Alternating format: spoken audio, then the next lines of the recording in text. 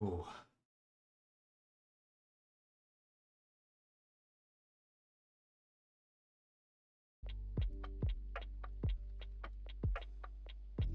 All right. Tired.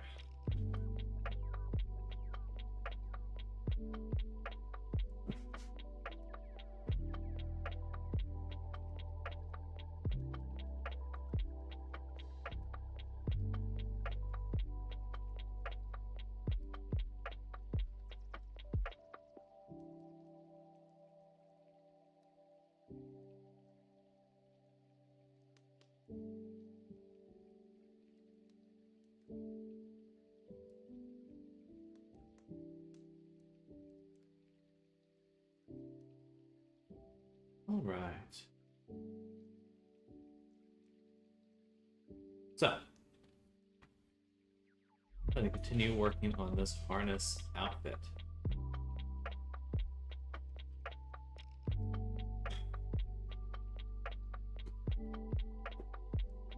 Man, I just want to take a big old nap right now. Big old nap.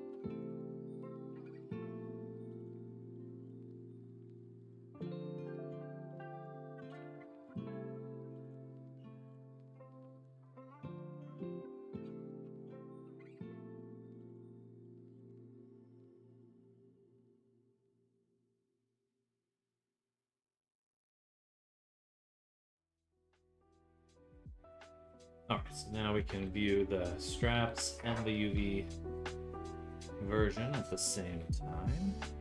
So just to clarify, looking at this one here, and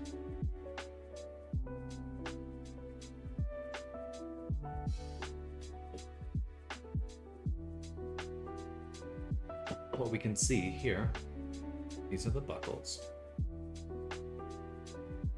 which are way too big. But a UV scale here.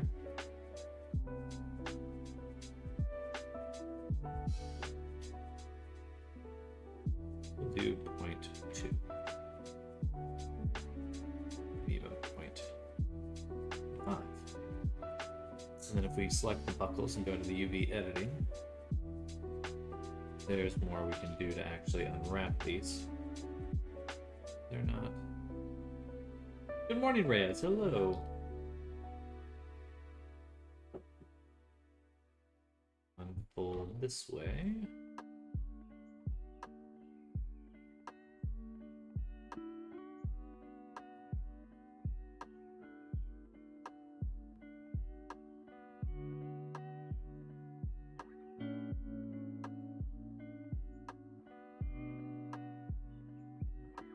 Thank you. I hope you had a good Thanksgiving as well. Hope everyone did out there.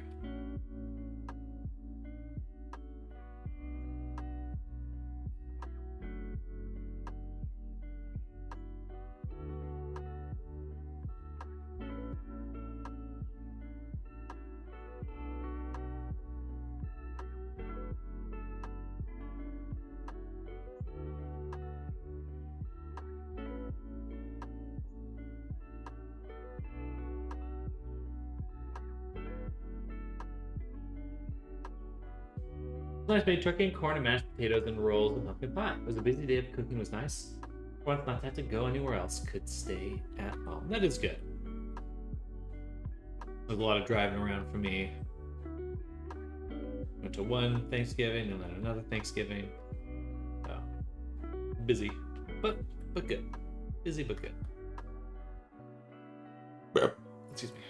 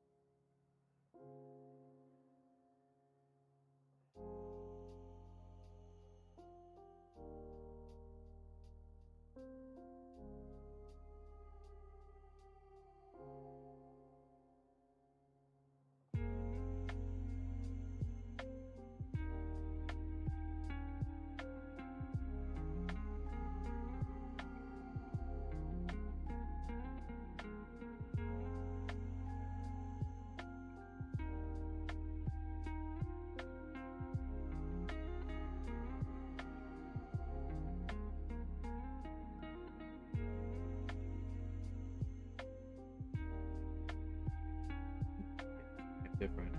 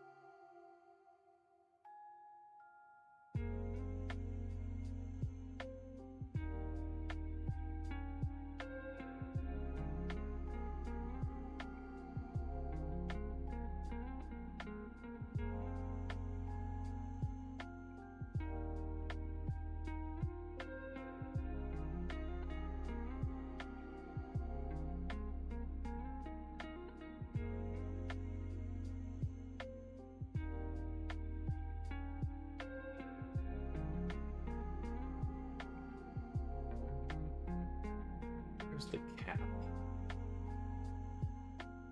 Here.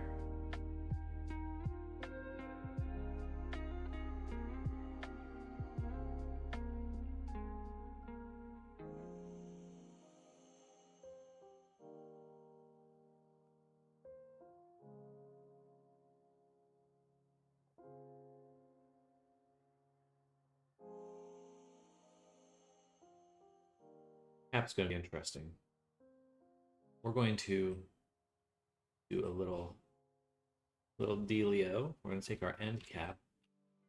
We're going to try to replace that.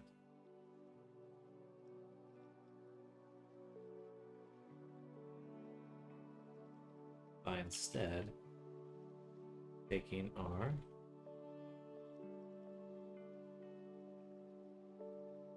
profile curve. We're going to do some bullshit to it. We're going to do some bullshit to this.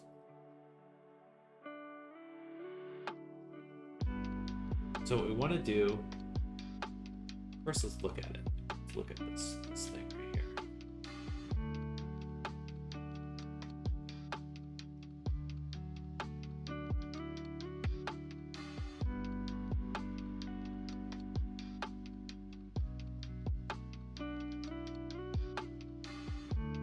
I'd like to be able to zoom in on that. For some reason it's like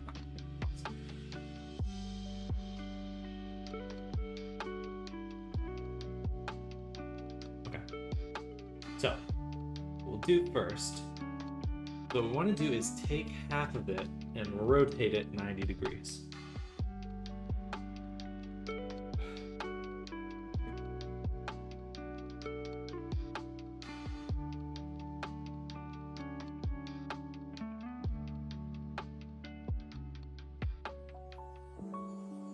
We'll take it and delete it. But we're going to delete any that are less than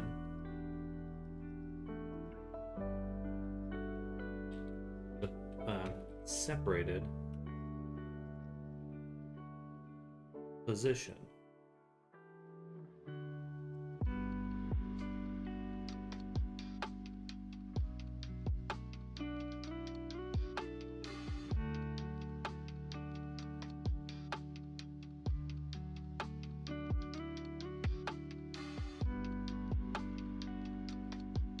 It will be Y position, so less than or equal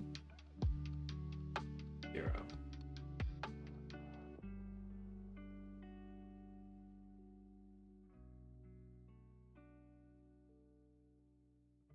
All right, so we got half of it now.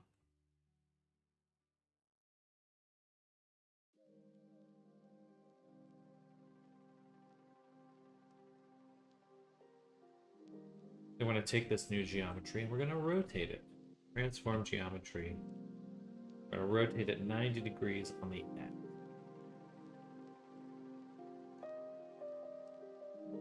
Negative 90 degrees. Oh, actually, before we delete, we'll extrude that mesh. Good morning, Snardom. Hello.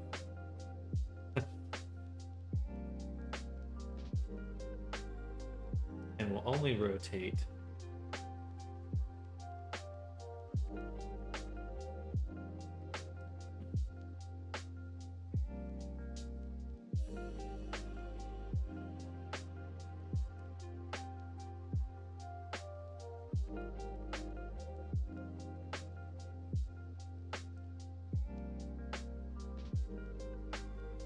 transform geometry. It's a little tricky.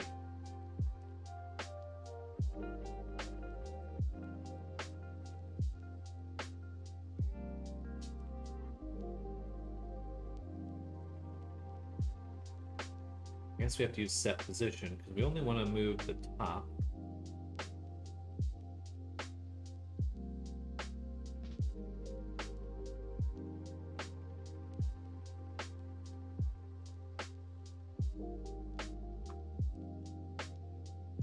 first we take this and we extrude it, and we're extruding edges. Interesting. We're going to say offset 0, but we can move just the top up a little ways. We're not actually going to just translate it. We want to spin this section around the origin. So when we set position, what we want to do is actually, I'll leave the offset on for now so I can see what I'm manipulating. We'll take the position, and then we'll rotate the vector.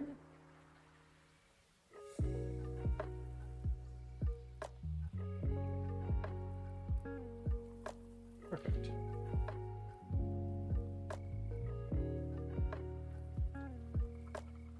Like so.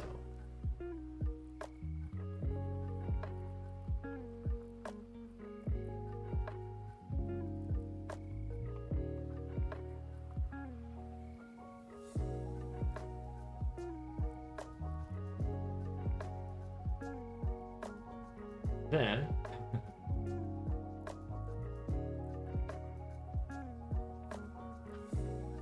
and I suppose we can also extrude it.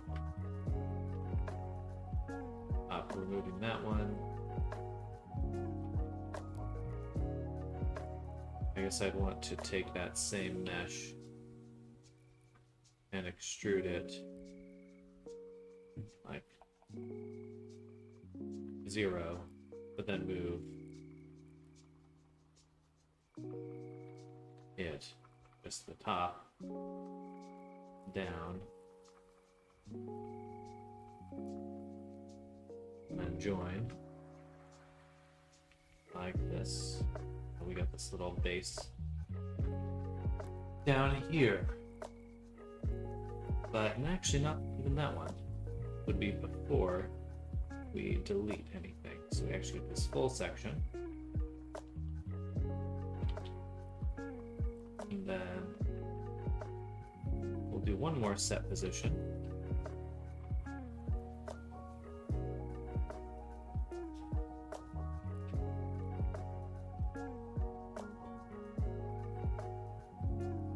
Where we can rotate 180 degrees on the Z.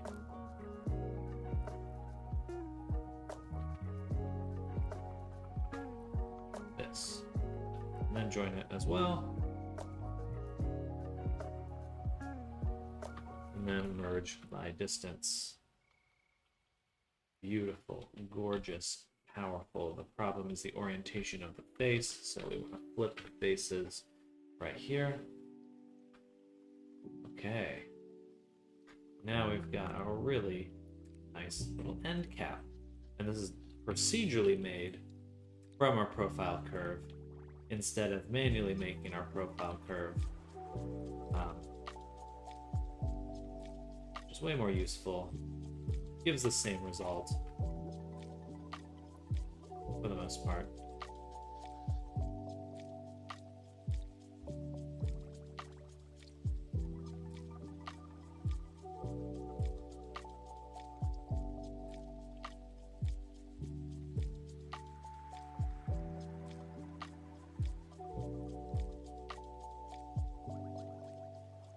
I guess we'll only want to flip faces.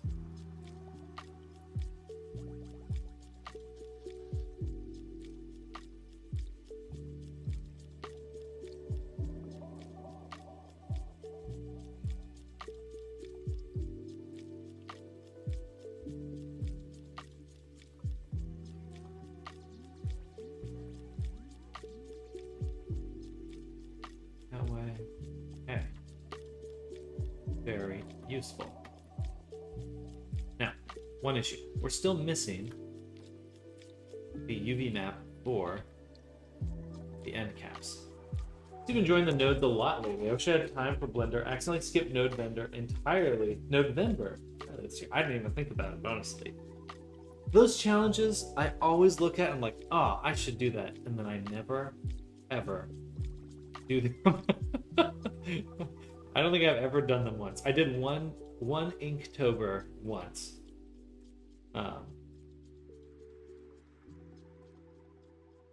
but it would be fun to do at some point.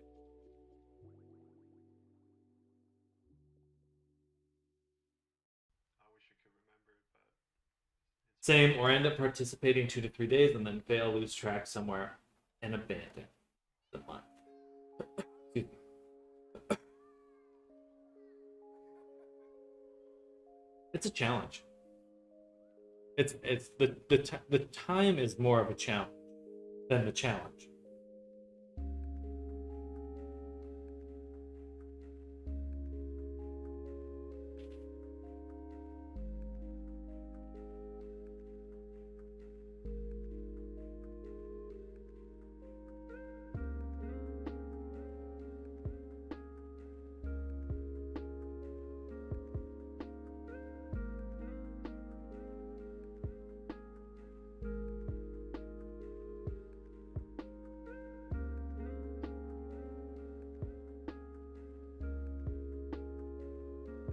November OMG, I like that.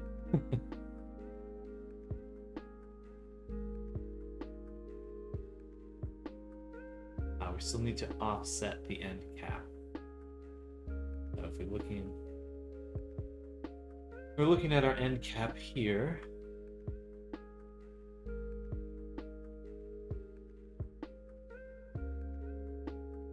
Still need to set the position vertically.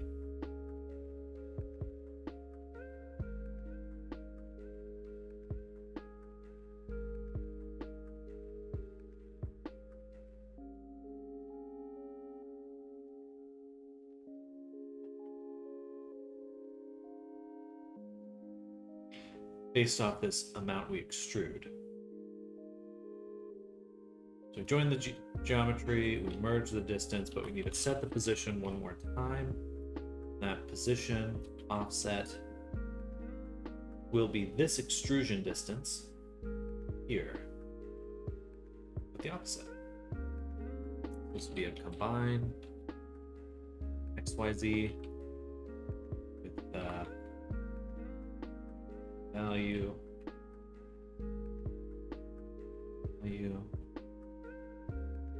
It's annoying. I put in value so I can actually see it. Still can't see it. That's annoying. Hello, Array. Welcome back. Want to work in Substance?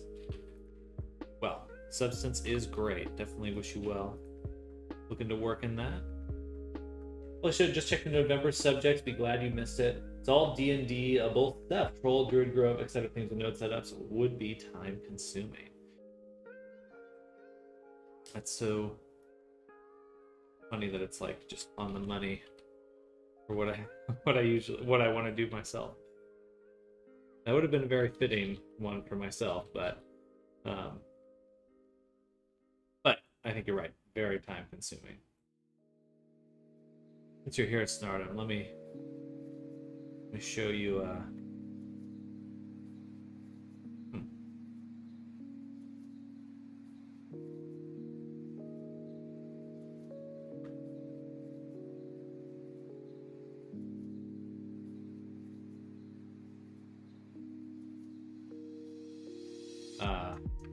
I posted it on YouTube, but I also made this. I always forget. What was that? I switched to Blender 4.3, but 4.3 or AutoRig Pro has not been updated for 4.3 yet, which is frustrating.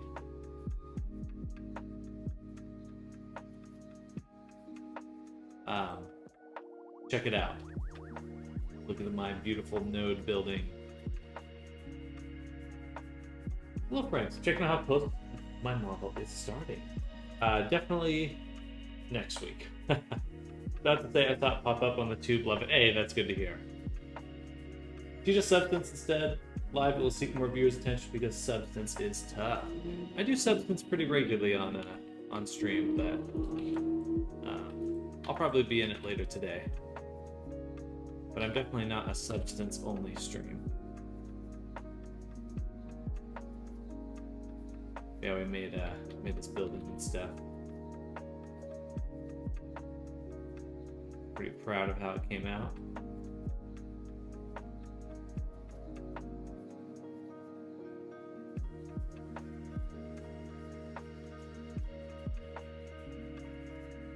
Look at that. All adaptable. Gonna make making buildings super easy, hopefully. More straightforward. Pretty excited about that.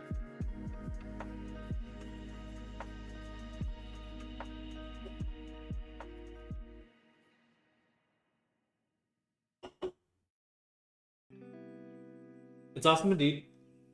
But I imagine you probably have a version 1, 2, 3 in mind already, the better or bestest version.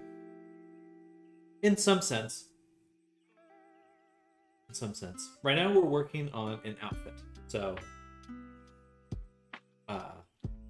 I have this character, Reyes, and she has this harness outfit with a bunch of belts. And I don't want to make every single belt by hand. I'm making a little geometry node system to do it for me, because I am lazy.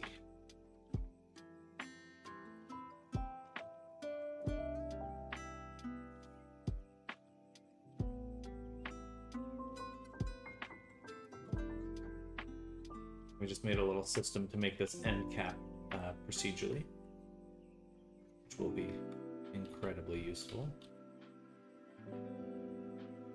Looks like the orientation is still messed up. Yes, it is.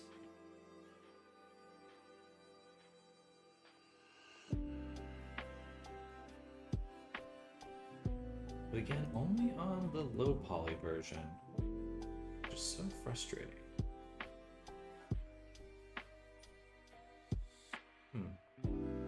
Is curve getting resampled?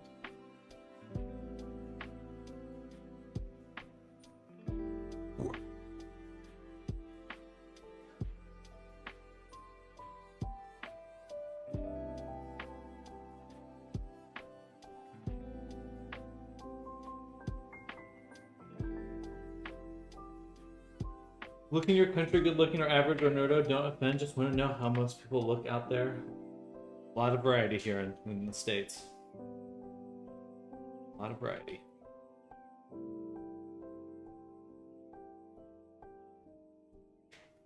I like the end cap idea a lot, actually good. At least that's how I do. Now I can do pools, furniture, etc. Feature creep. When I feed my nodes like a curve, possibly for an array-like structure, I dislike having two objects, one curve shape, one cap, or three if you have start cap, your nodes solve that. Yeah, the UV mapping for it's going to be the hardest part, but I was kind of struggling getting my just manually making the end cap every time. Such a pain. Such a pain.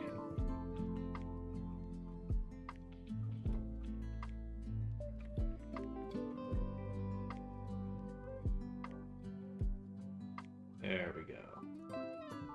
There we go. That's beautiful. That's beautiful. Talk about how you look in your country, where you stand there, and good looking or normal. I mean, I wouldn't know. I'd like to. I think anyone would like to hear that they're good looking. But there's a lot of variety. A lot of variety. As there should be. Different looks for different people.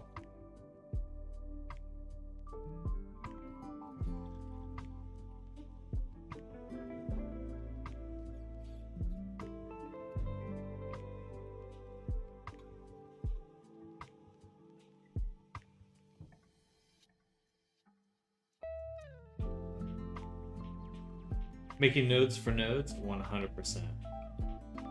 That's what I feel like I do a lot of nowadays, but it just saves me time. Now I have a system to make belts whenever I want. Whenever I make my next belt, which I'm sure I will, it will take just a minuscule amount of time. Minuscule. A lot less time. So we do have a gap here.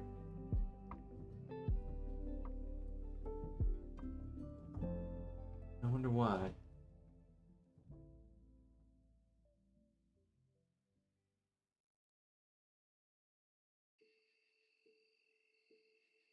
These ones are fine. I think. We have a gap there too.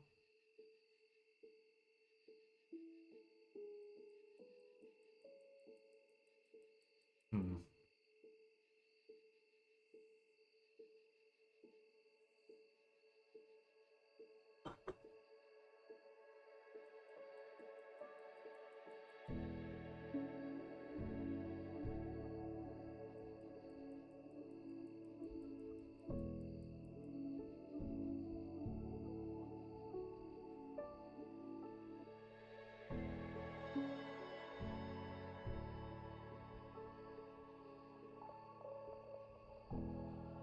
Here, base count is our edge nodes.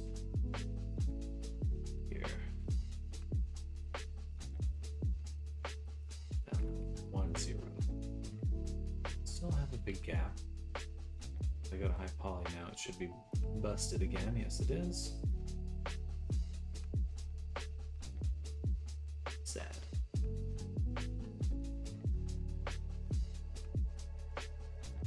They just don't align perfectly.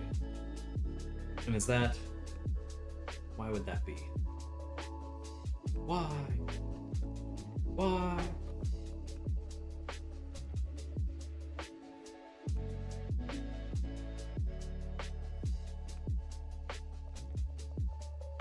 Because this is perfectly at 0. Right here. The bottom of this. Are you used by merge? By distance somewhere. What do you think about you? A lot of variety. Why hesitate? I'm not sure what you're asking.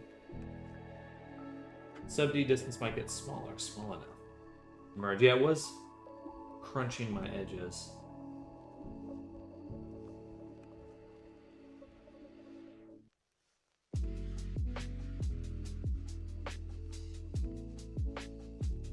I think here it's a rotation misalignment. The rotation is slightly different on the end cap instance.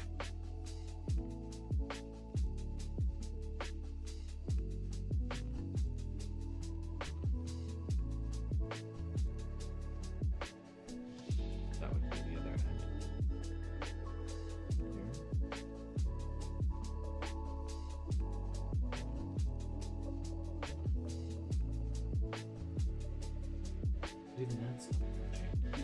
Bye. Next time we'll probably write I am a little high.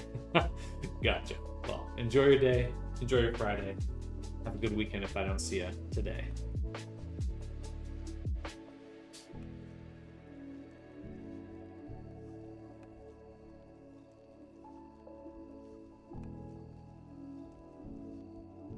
Ooh, I have an idea. So, for each of these,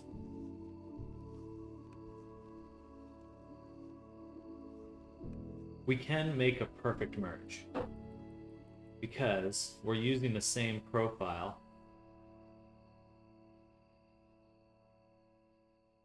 Sorry, 1 second, everyone.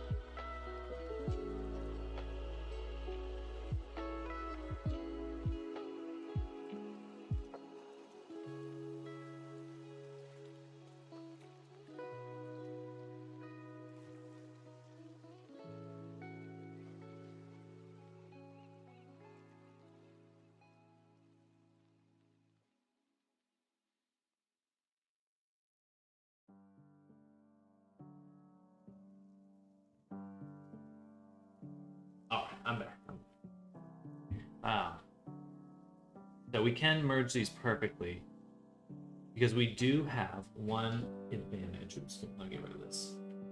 I turn on both of them. We have one advantage, which is around the profile, we can create a trim. So, or we have the factor for the profile. So if I take these curves, and we can make a little node, which we'll call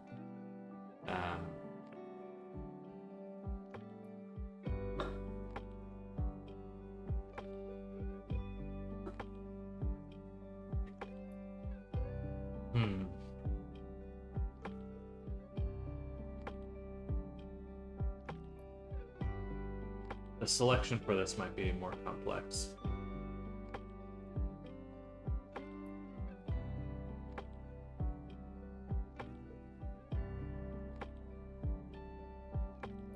Not too bad. Okay.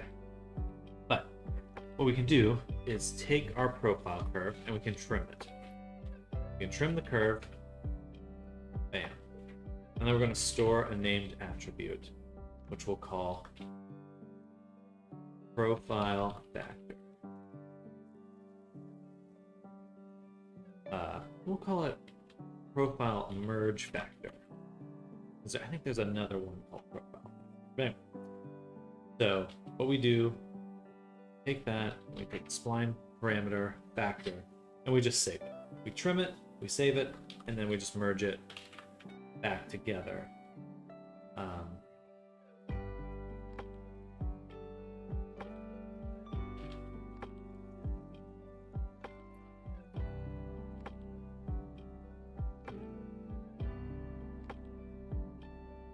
But we do have to take the curve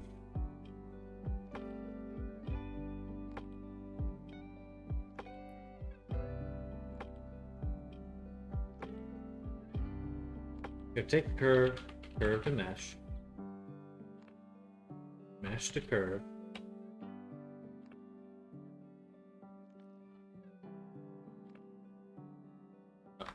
merge it like that,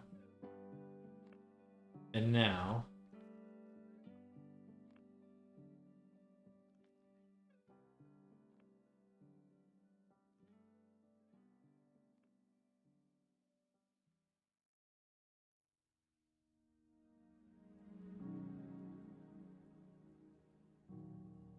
we'll call this node create factor attribute.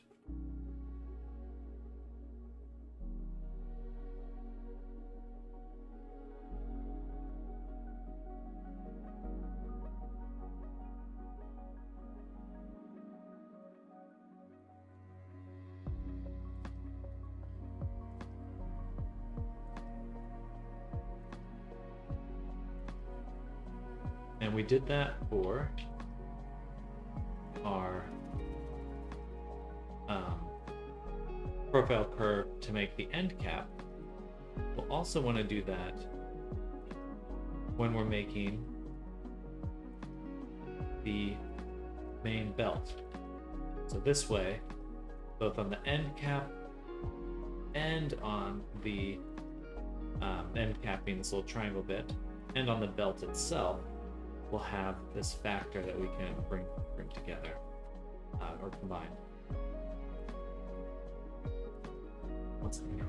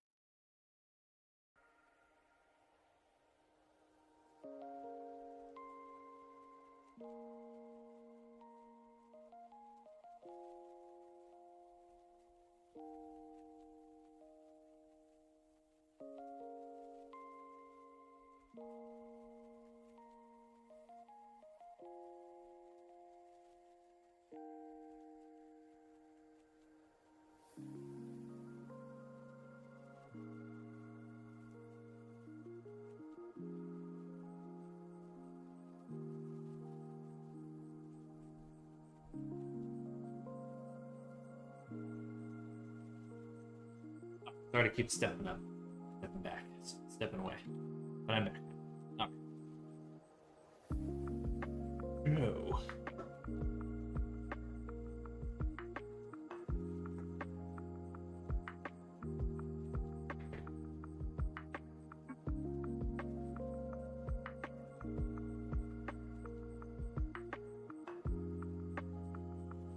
Okay, so now let's visualize this. So if we go here and let's look at that named attribute.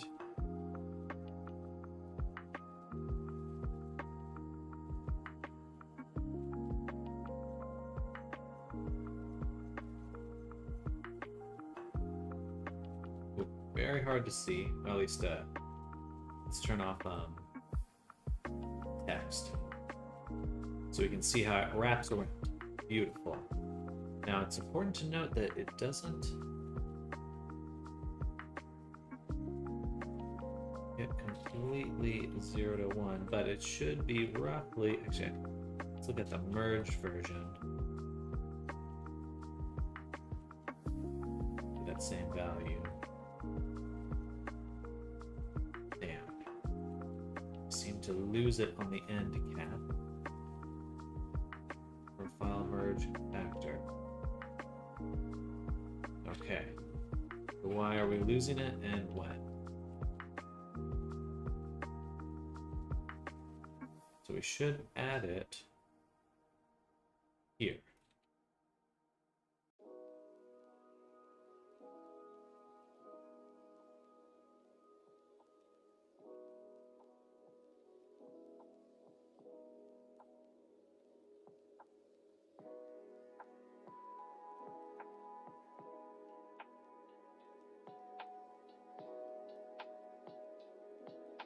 Is it 0 on all of them?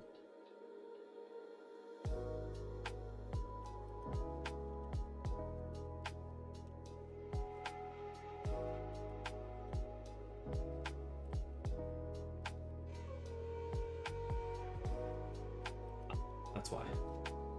I'm doing the wrong spot. It should be here. Okay.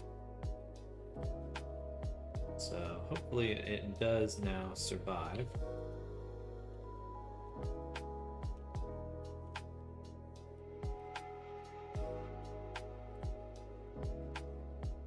Perfect.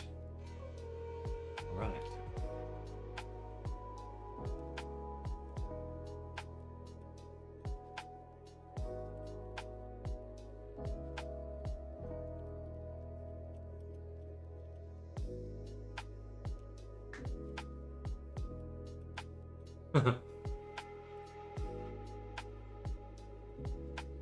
Spins around. What's it look like before I delete that? Just cut it.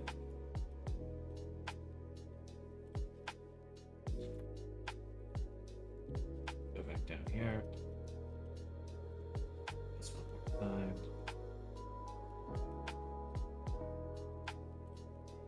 It's just too much. Gotcha.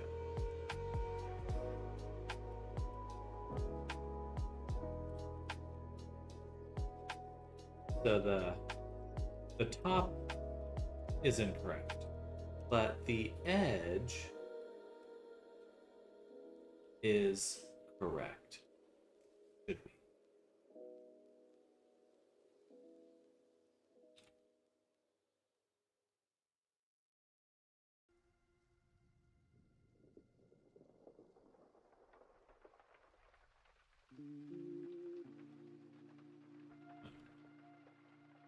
Where my belts go?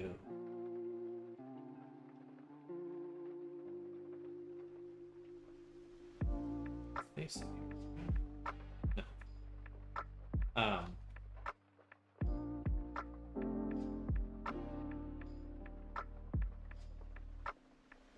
So now we need to merge by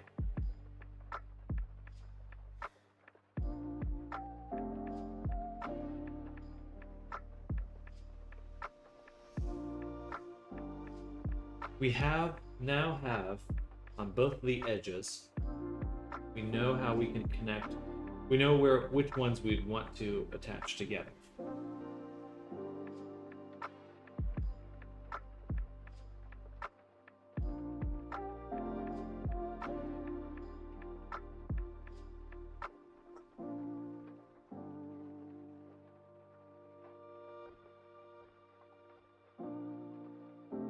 So this merge operation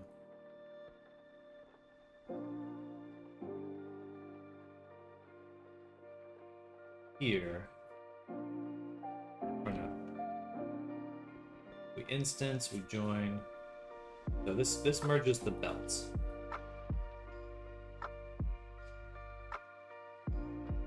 So I'll actually keep this down here. That's part of making the belt.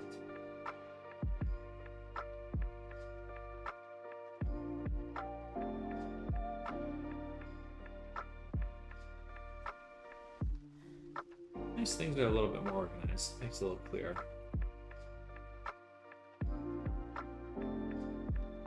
So for each point,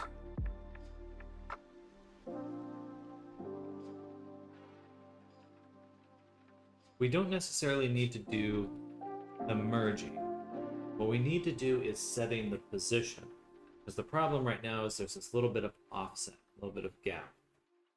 What we'd want to do is set the end of the belt. We're going to set the position of our belt. This should only be the edges, so the end rings. And we want to sample the nearest.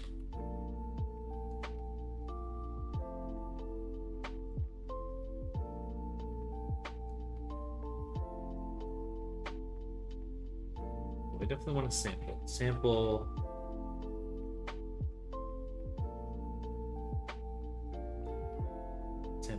nearest surface, I suppose. And that's how we're going to set the position, is by taking the end cap, all the end caps. We go, hey, we're going to sample you.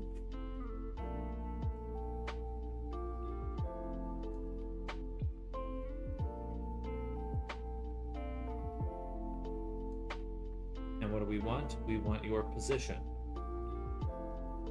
We want your position.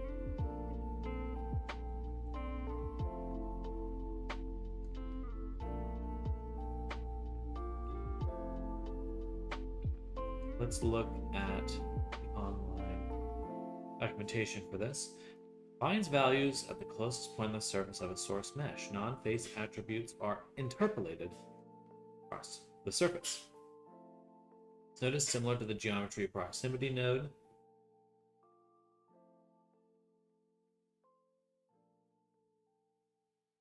It gives the value of any attribute at the closest surface point, not just its position.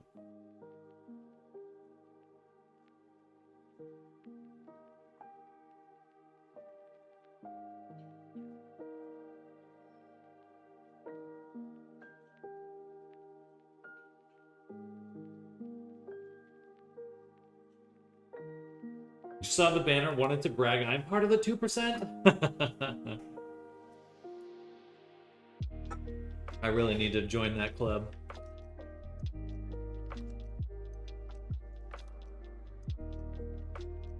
It's evaluated on the face domain and splits the input mesh into multiple parts, each with its own ID.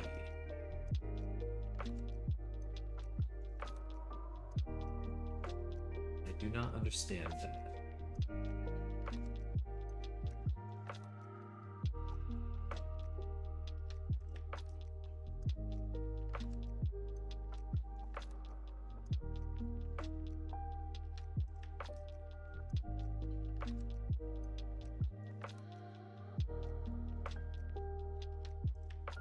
Value used to group curves together.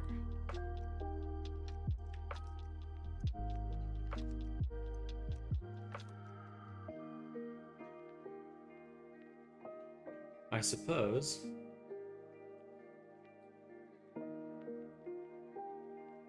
we could give each of our caps. Let's just give it a shot. Okay, sample nearest surface. We want the position.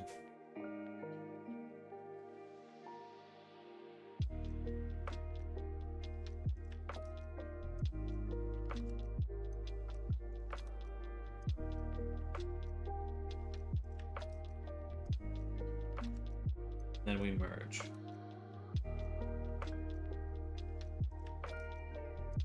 It does give us the nearest position, but that doesn't necessarily mean.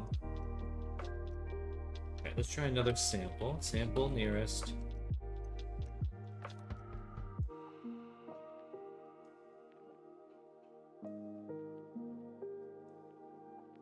I suppose this would actually be better.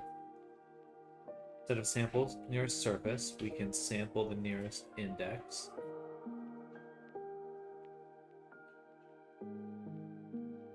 And once we do that, we can get the nearest index, and then we can sample that index for its position.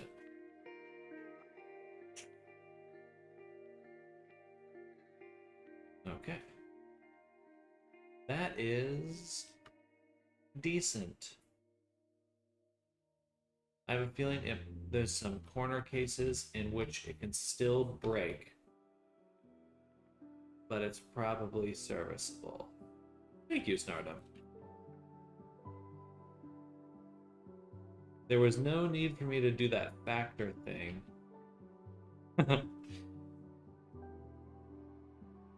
Well, we'll find out. I mean, if I switch to high poly, the thing is there's just so many more points. But I mean, that's still pretty darn good. Still pretty darn good. That's still pretty darn good. Okay, I mean, that seems to have worked.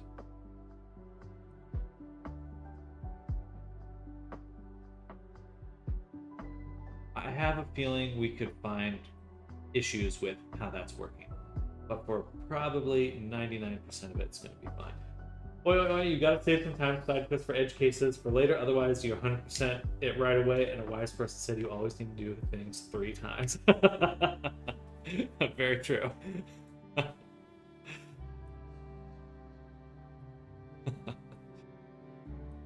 I suppose we're only sampling the edges, so... And it's already pretty darn close. It's just a little bit rotated. Okay. That should be good. We'll call this group close, I guess, bridge edge loops, really. Well, no, that implies more, but pretty close to what it is.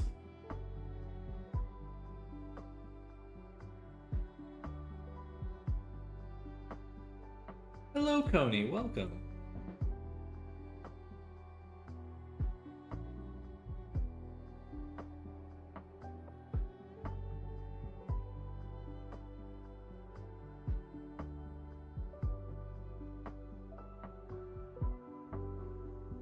All right, so now what we've done is we have procedural end caps that attach automatically. Looks perfect. At the very least, if it's broken a little on the high poly, that's probably okay. It's really the low poly I want. Where we're doing some belts. We're making some belts right now.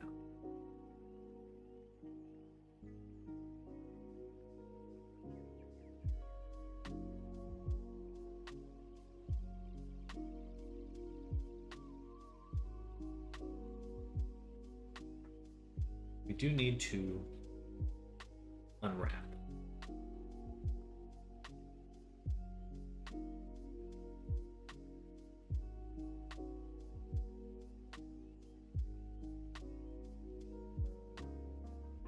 Our end cap. Say. Never mind, hubby's talking too loud. Didn't hear a thing. Well, BRB. Sounds good. Also, let's be honest here. When you've made an array flow along a cap with curves and not have problems merging it when using the non-node methods, the non-node methods. That's kind of my thought with a lot of this. It's like, even if I don't make a perfect system, it's like there's still not a perfect process outside of that. No. You're just kind of trading one thing for the other, for better or worse. I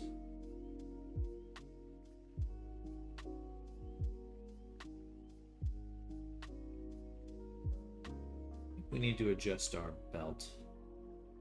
Because what this is the length going this way. Now that I'm looking at it, because we can see the banding there. So for our main belt UVs.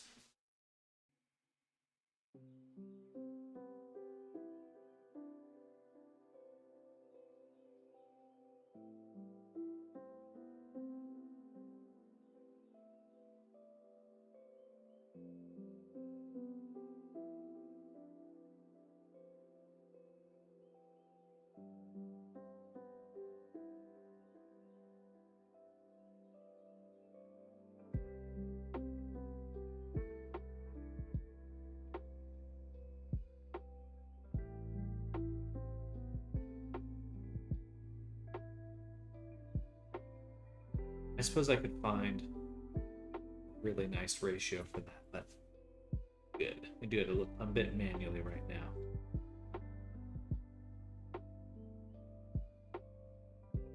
And let's actually look at the, oops. Yeah, look at that. Beautiful. Beautiful. Okay, now let's do the end caps.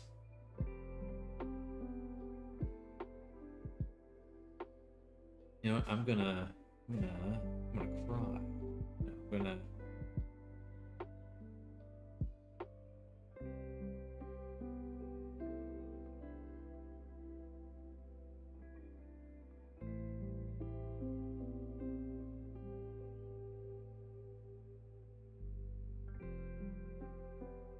I'm gonna add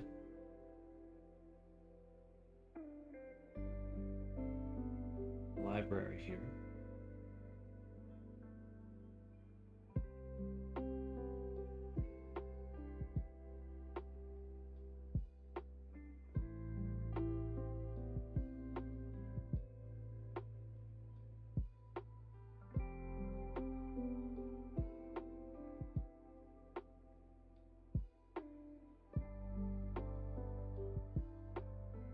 Should have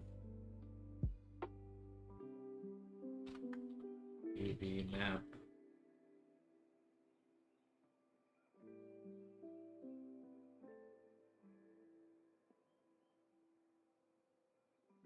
Might have to reload the Blender project. What are you fighting with? Hell itself. No, we're making a procedural belt system. So I tend to make a lot of belts for a lot of characters. So what we're doing right now is, even right now, I have to make 5 belts for this character. I just do it so often and make a little system to kind of do it for me.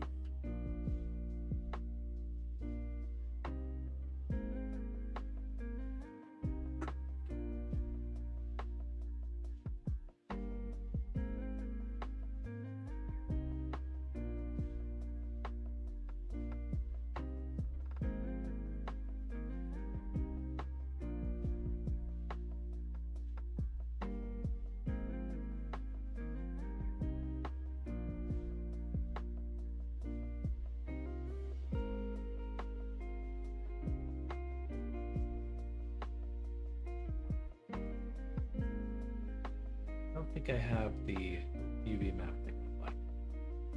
When you have characters like Kingdom Hearts that have belts on their belts, exactly. Buckle is also in the nodes, right? The buckle is manual, not a procedural buckle, just the placement.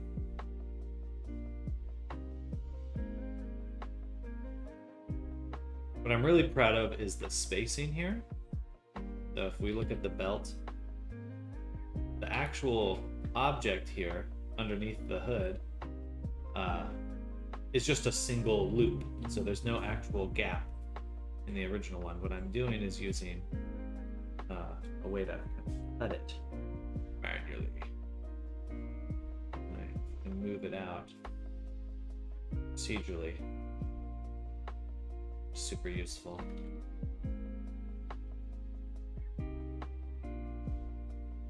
I would like to get some buttholes. I somehow said buttholes there. Some buckle holes.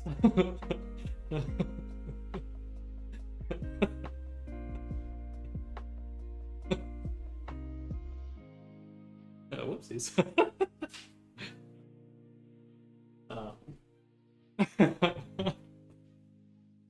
Some holes for the buckles. Oh,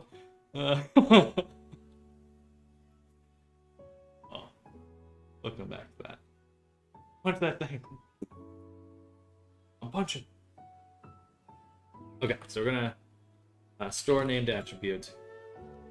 That attribute will be our main one. I'm actually gonna do this UV map. I do need to recreate this again at some point, but I know I don't want to. This corner. So we do a UV unwrap on our end cap. You punch the holes. I making actual Boolean cuts. I still have yet to really find a nice way to do that. Hopefully we'll figure that one out soon. 'Cause that'd be cool.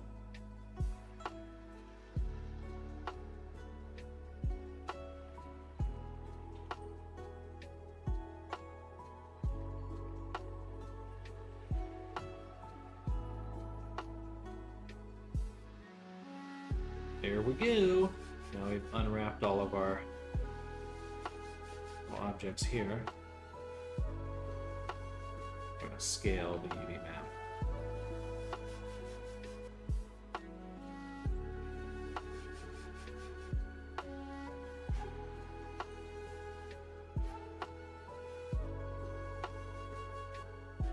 See, seeing this gives me anxiety, but one step at a time. Not too bad. Not too bad. A little bad.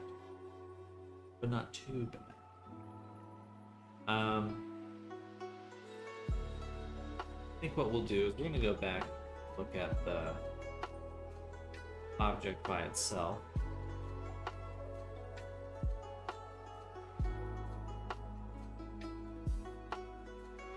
Here, I think zoom in on it. Zooming in on an object in the viewer node is really challenging. I think I'd like to cut the middle. It's a little simple, a little easy.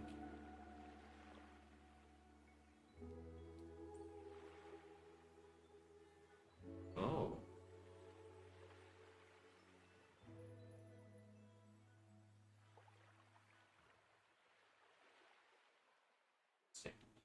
I worked a tiny bit on my character yesterday, focusing on shape and not the quads as hard. Keep reminding myself I will retopo later.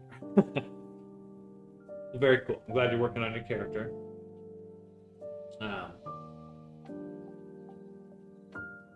I do think that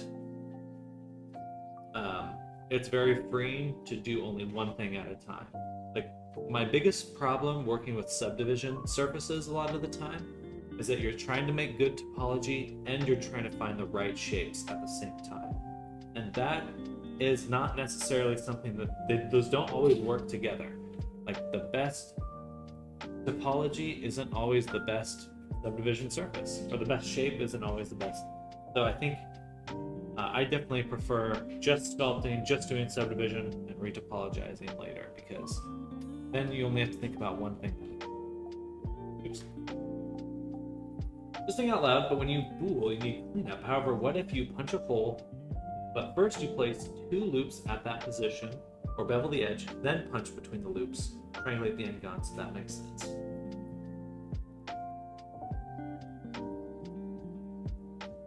Interesting.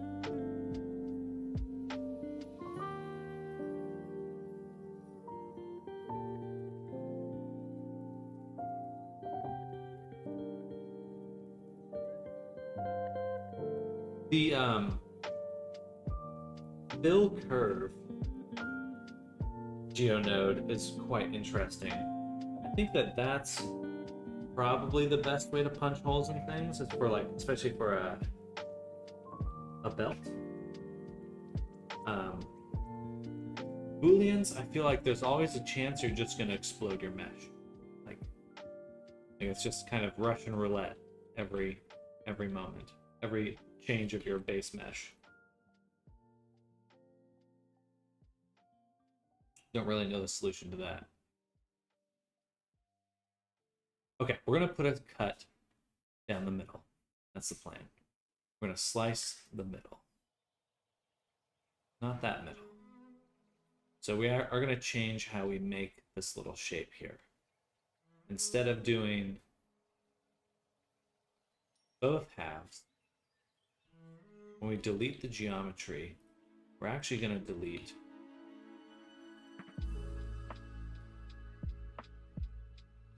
both sides. I'm going to do an OR here when we're deleting. It'd be that side or positive X, or let's say negative X.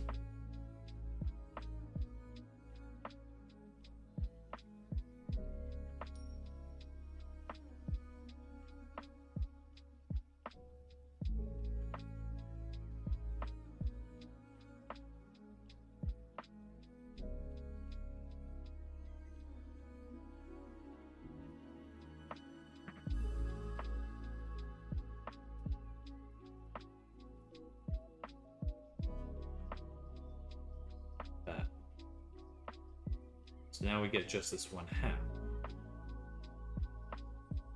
And then when we extrude and set that position, we set this half. And then when we set the second position, rather than rotating it, because once I rotate it, let me do this. We get this kind of offset. So instead of rotating, I will scale it. Rotate vector, let's say scale vector, vector,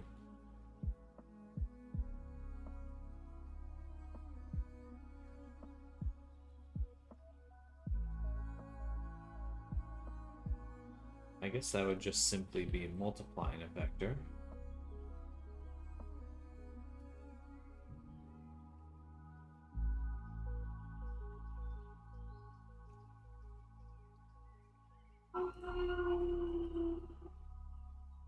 Multiply, looking at just this one side, everything's 1, except for on the y, which would be negative 1. Okay, and we set that position, and then we should also flip the faces every time we scale something like that, so we know it's the same. Okay, beautiful. Beautiful. So let's look at face orientation.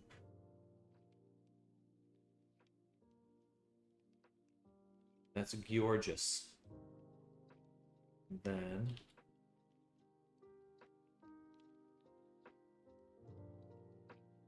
okay. Getting a little long for making this little end cap.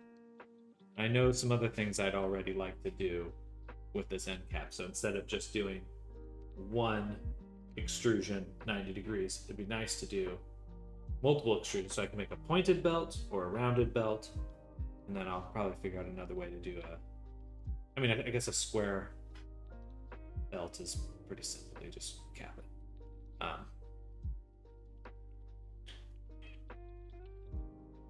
Okay, so Right now we have this 1/2. We're going to go ahead and merge that right now. Here. So now this should be combined right in this middle section. Look at the wireframe. Beautiful. Okay. And now we're going to store a named attribute, which we'll call end cap seam. And it is actually just this value right here.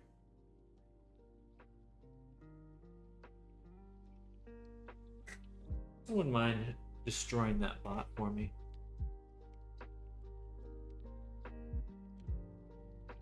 So we go here and we view this attribute. Thanks, Narda.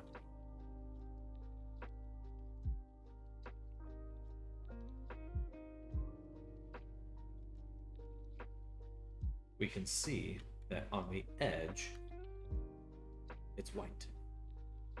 Because this edge has now been marked with the seam. Yay. All right. Beautiful. Beautiful. Now we're going to do one more join here. Because we're going to set the position again, just like we did here, with the flip faces actually.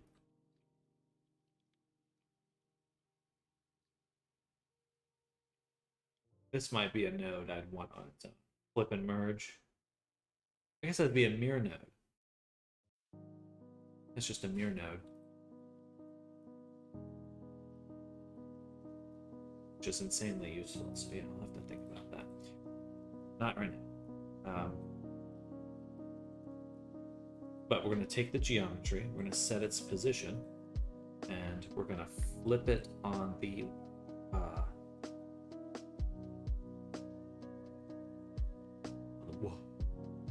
X. -1. Here. Why do I multiply -1? Boom. Yeah, we've got our end cap. And then of course we do once again. I guess we can leave that there. That's all we need to do. So now nothing really looks different. Nothing looks super different here.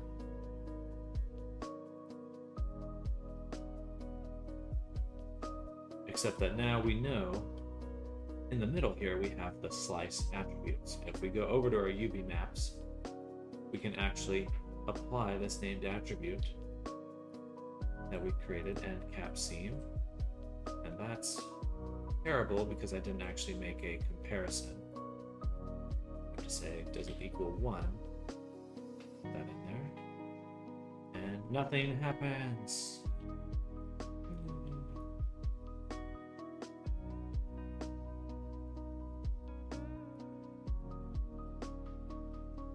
Dang, that's a bummer. I thought that should have worked. Let's check this merge. Then we'll check the named attribute one more time.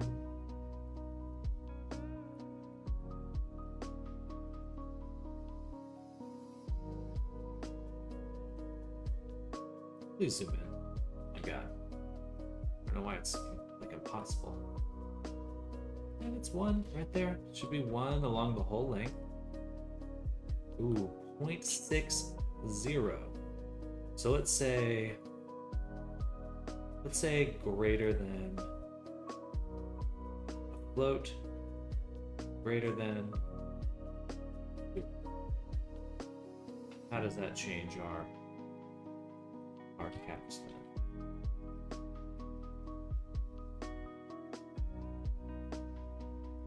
Greater than 5? That's interesting. 0.25. Okay. That's technically correct. No, it's still bad. Well, I'm unwrapping here. Maybe I should unwrap after I make that assignment, and then we merge. That sounds better. Let's take this.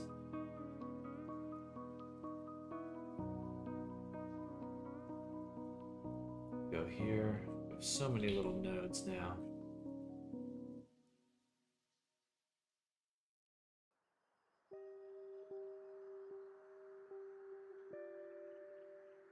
Right here, we're going to add mapping. Or we merge. And equal 1. Okay, that's what I was looking for. Something like that. Still not great. Still not great. But there's more we can do. So, when we merge our caps, we sample the index for the position. But we don't have to just sample for the position. We can also sample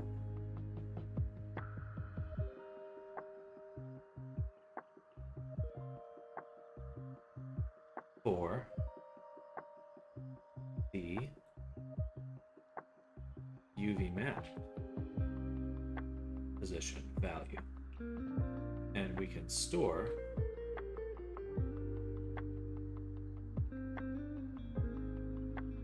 the UV map.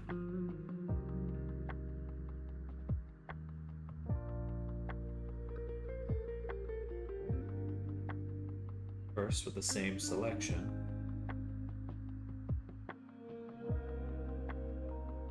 This.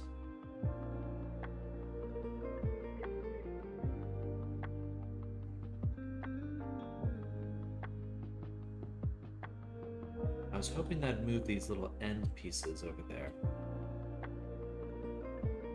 Because first sample the position.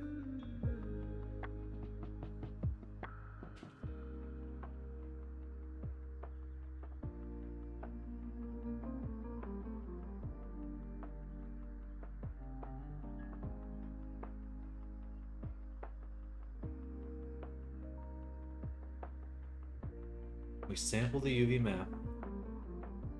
Sampling the index. Oh, let's sample the face corner.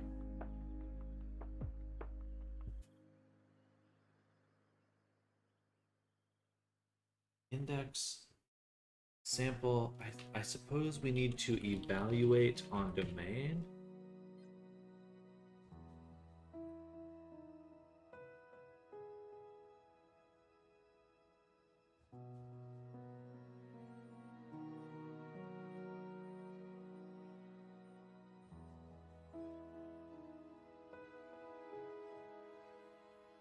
Face corners are their own thing.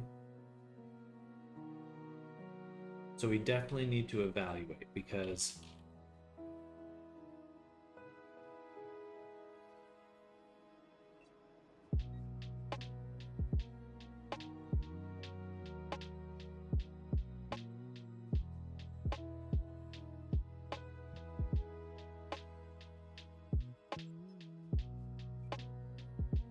maybe set a sample the nearest index, and this is a similar thing. Then we evaluate on the evaluate at point.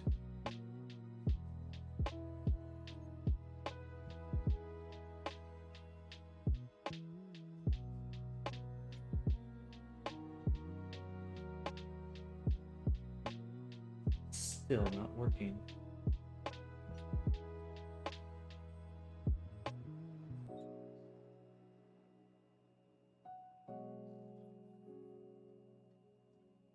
It's got to be super close. I'm going to back up, going to reset things here. I know this is right. We're setting the position. Oh, whoa. Okay. These are the caps.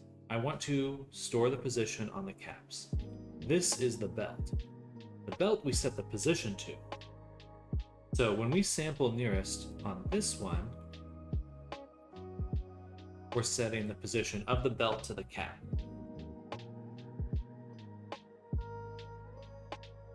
But for the UV map attribute, so let's move this over here. And I'm just going to duplicate this because I'd rather this be a little bit clearer, separate. So, okay, so here we go. This is its own little enchilada here. What are we doing here? We are setting that belt edge to. Okay, that's what we do there.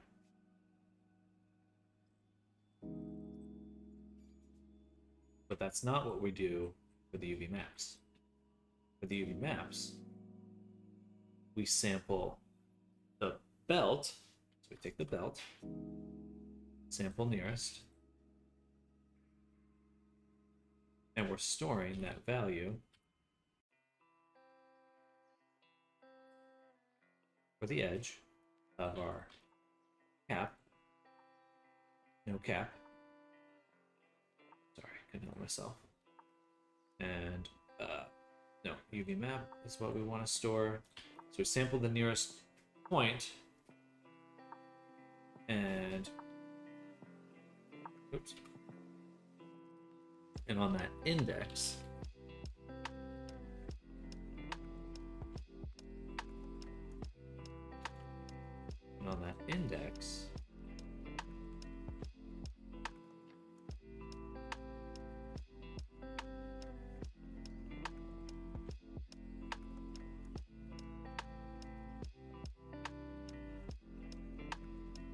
we want the UV map value, and we do this. Oh, come on. It should be so close to the correct thing. So close. So right now we're sampling nearest points. Let's try face corner. Sampled the nearest face corner. And okay, and then we get a vector from the face corner.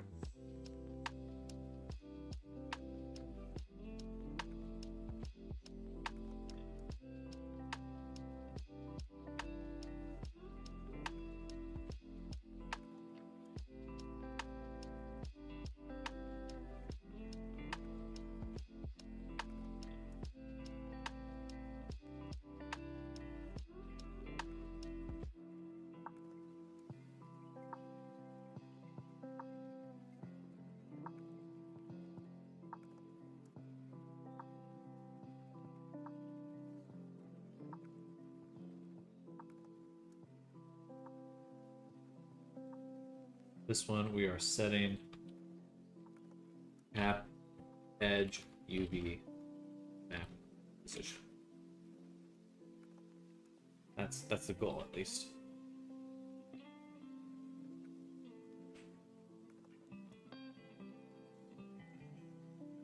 This will be so beautiful once it works. I'll be so happy. Okay, let's think. So let's think again. This is the belt, this is the cap. So the cap. Again, we're storing on the cap a UV map value. So that's correct. This first part's correct. To get that map value, we need to look at the index, the nearest index on the belt geometry.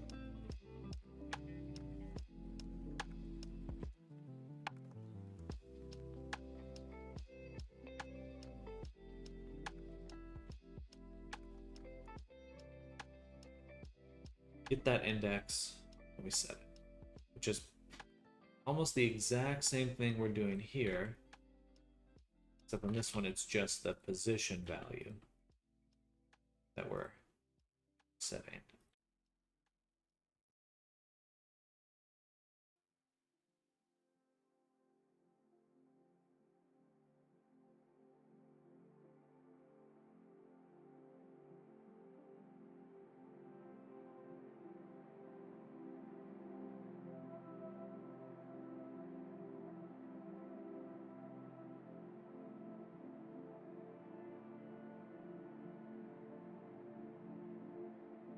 Here, or sampling the nearest.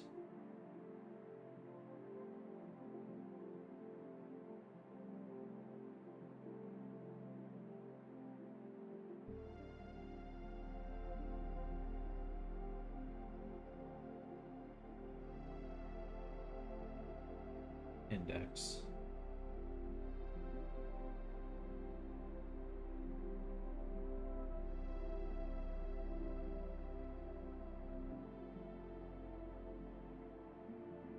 Changing the domain doesn't seem to make a difference.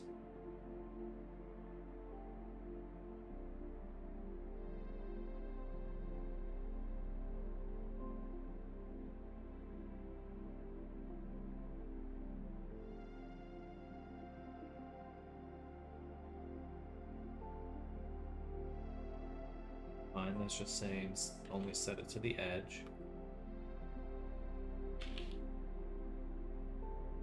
So I think it must be some sort of conversion issue. Because we have where we store the UV attribute is in the face corners. We store that here. Hello, Arctic.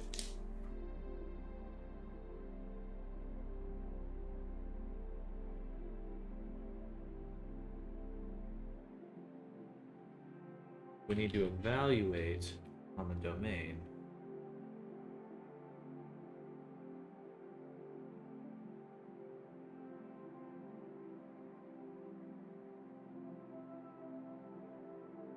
What am I expecting to happen?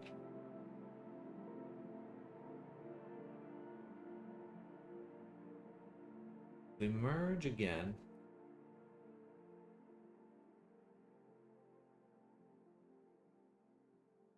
We pack the UV maps.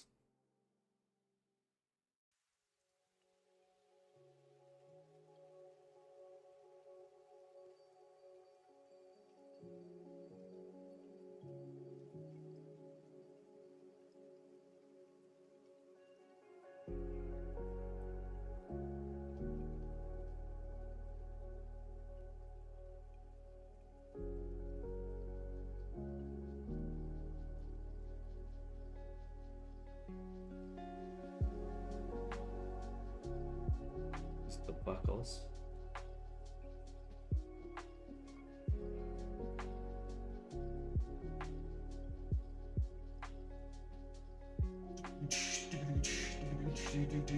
Done for this week. Super tired. So happy blending. Everyone enjoy the weekend. I'm gonna crash for get some rest, Snardo.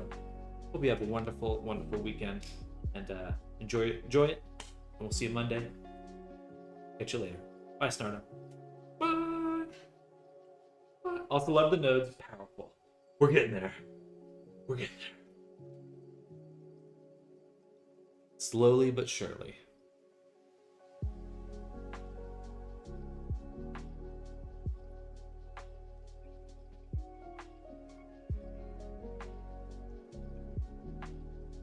Alright, let's try something different. What we'll do, we have this merge, we have this set position, right? Set position. So we're gonna go all the way to the end. We're gonna put our viewer on and we're gonna sample the UV map. Well, no, I mean, if we were changing the UV map, we would see them get positioned differently. That's just what it means. So we are not actually storing any values here. What happens if I do this? We get something crunchy like this.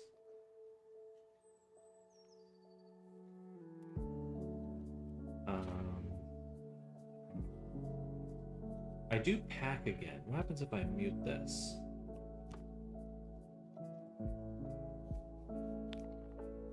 Okay.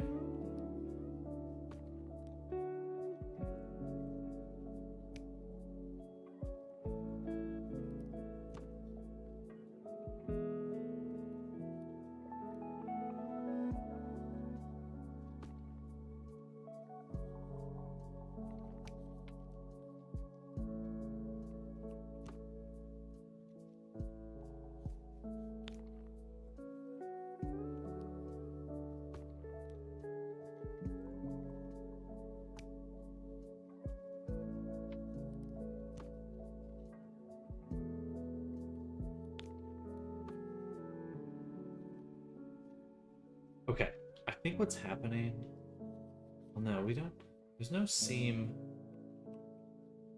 We're just packing. There's still separate islands here. Just packing, right? Packing's different from unwrapping again. Okay, so if we unwrap one more time,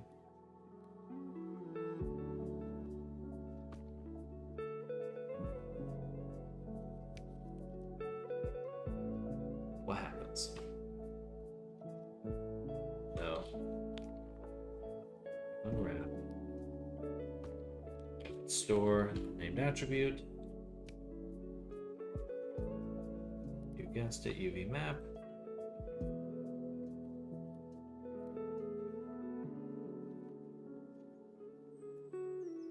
Which we store on a 2D vector basis to the base corner.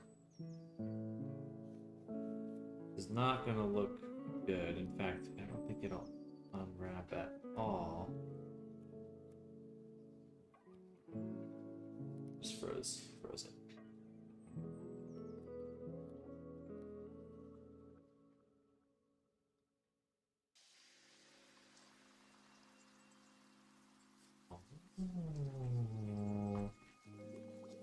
I think it is working. Otherwise, we wouldn't get in compliance. So we did actually set the position here. The issue now is simply that we are. Let's turn off the high quality so I'm thinking a little bit less. The issue now is that we don't want to UV unwrap everything. We just want to UV unwrap the caps, really.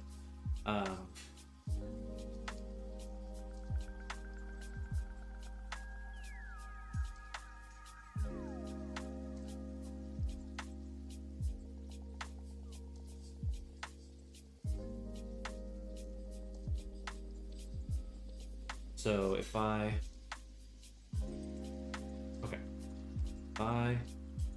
let's store one more attribute, one more named attribute. This we're storing on the caps, and we'll call this cap selection. And we'll just do a float on the points and set it to 1. Okay. Now when we view this value, I believe cap select, that's what we want to look at.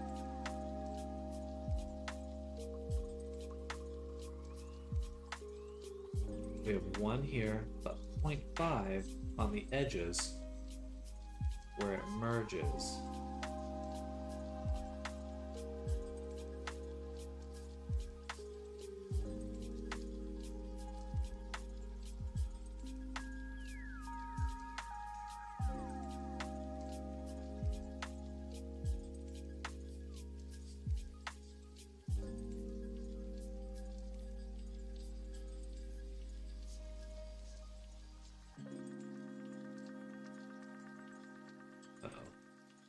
These should be merged.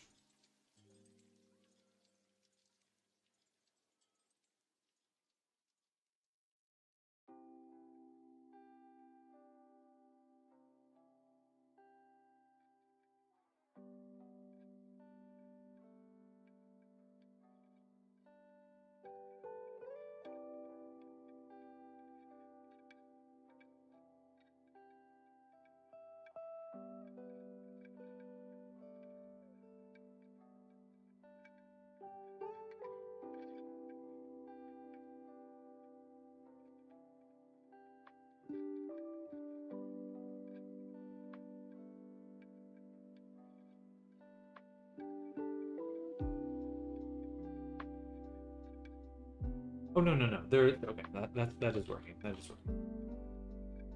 Right. I forgot. There's a little. The cap has a little space. It's not just straight into the little triangle piece. Perfect. So now, when we UV unwrap here, we can do just the selection. So only UV unwrap. Cap select.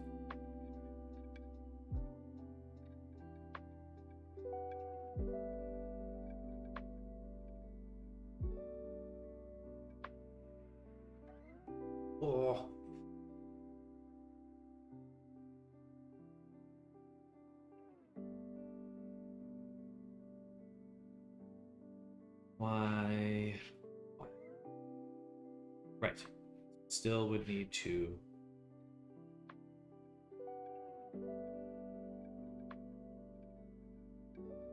set them based on the named attribute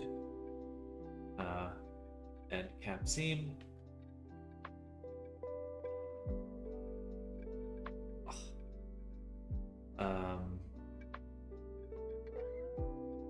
Which, okay, should be 1.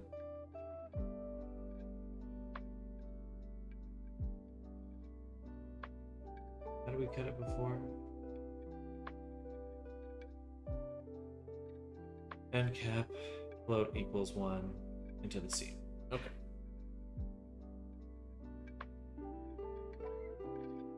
So close, yet so far.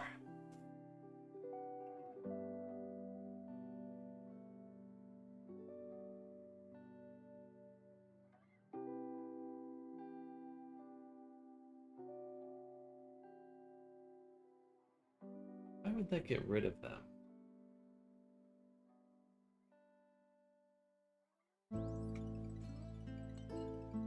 Like we have them and then they're gone? Doesn't that seem odd? Okay. I'm putting this in the wrong spot. This needs to go into the selection.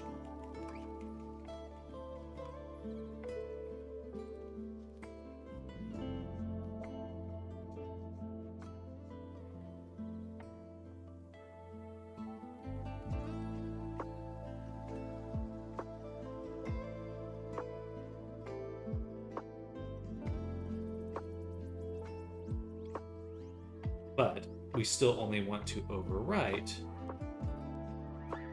cap selection.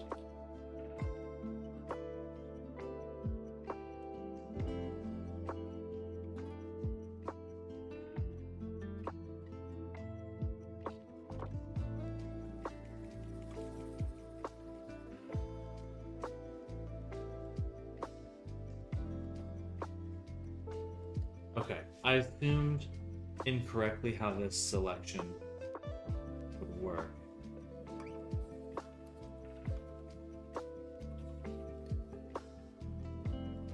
I was hoping it'd work a little bit like pinning.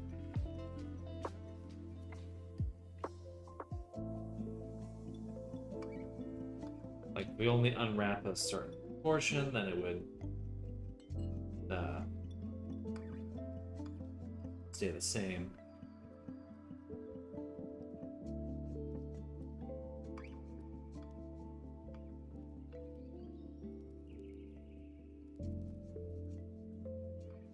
That must kind of be how it works.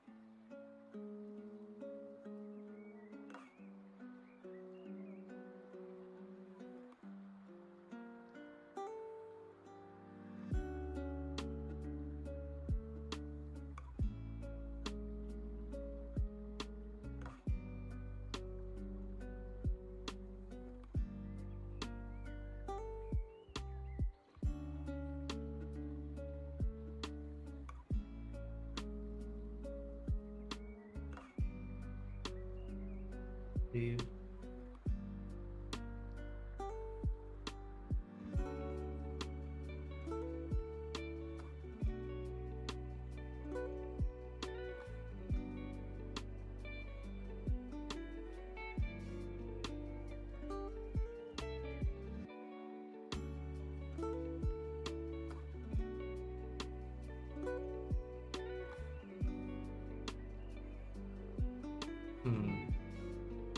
I don't know how else to do that. Because what I have the caps, I've given them the cut.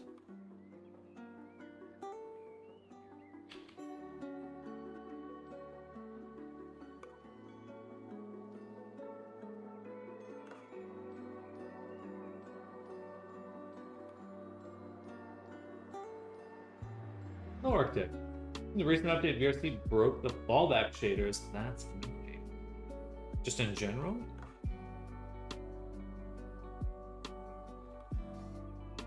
Classic. Y'all hear about the age verification stuff? Pretty interesting. Pretty interesting.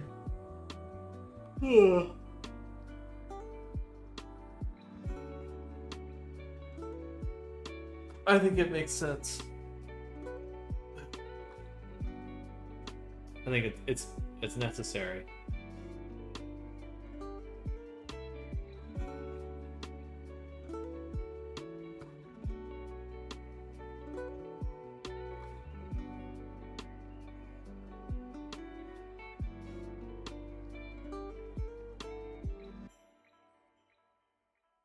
Put them in the spot. Put them in the spot. Put them in the spot.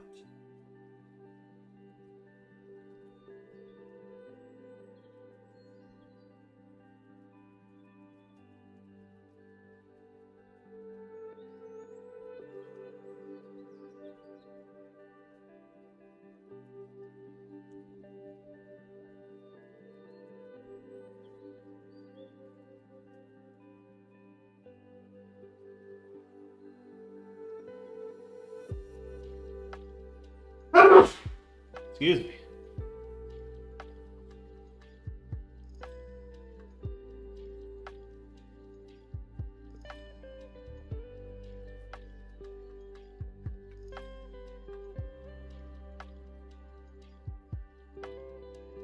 Seems to me that the reality is there is no such thing as pinning, according to this UV unwrap.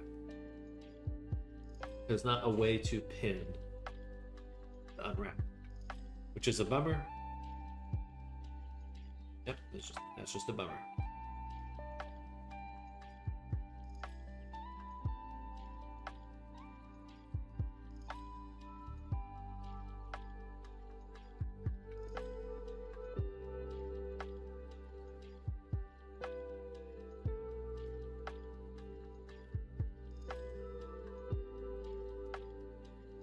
But then I get something like this, where we get this point going down.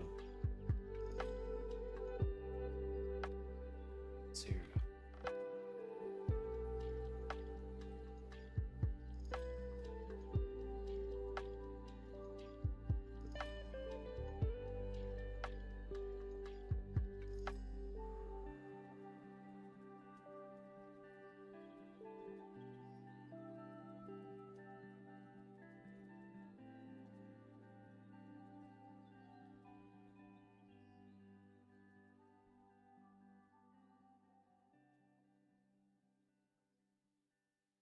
Not sure about it. I'm scratching my head about it. They were working fine a couple days ago, but now I'm back to Lighthouse.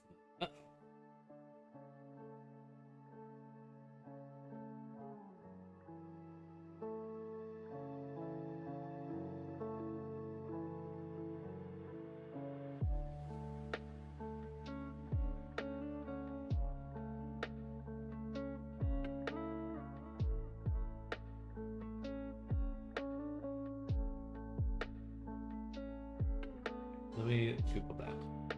Geo node UV unwrap pin.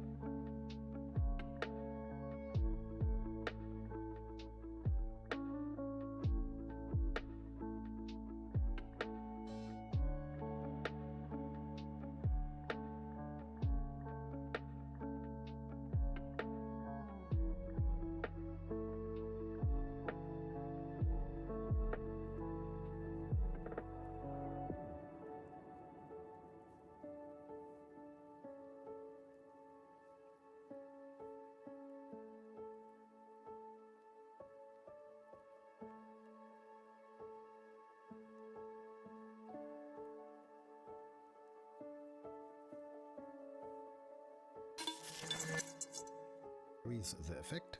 That is our persistent normal node, the part that is oriented along the my executed node. So let's take this capture attribute and put it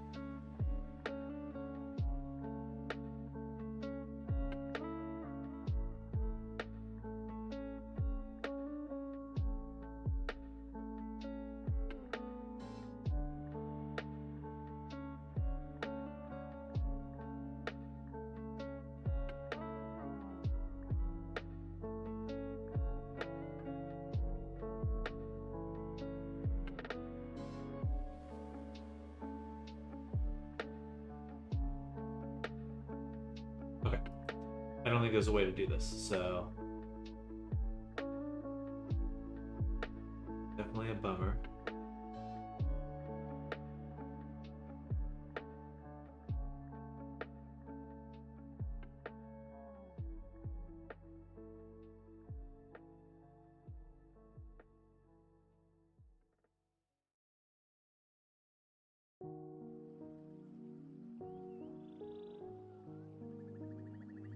You know what? Maybe it is how I'm storing it.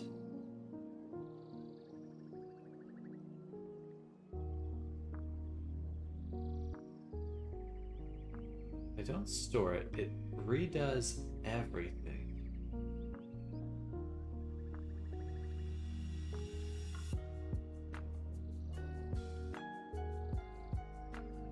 There's no way for me to feed in the prior UV data into the UV unwrap.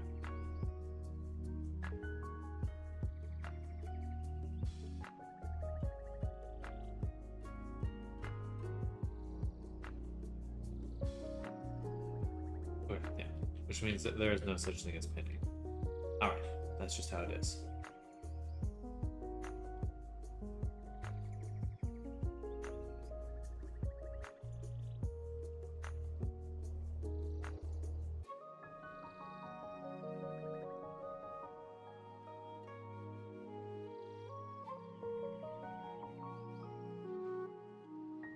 Alright, perfect. That means our belts are done.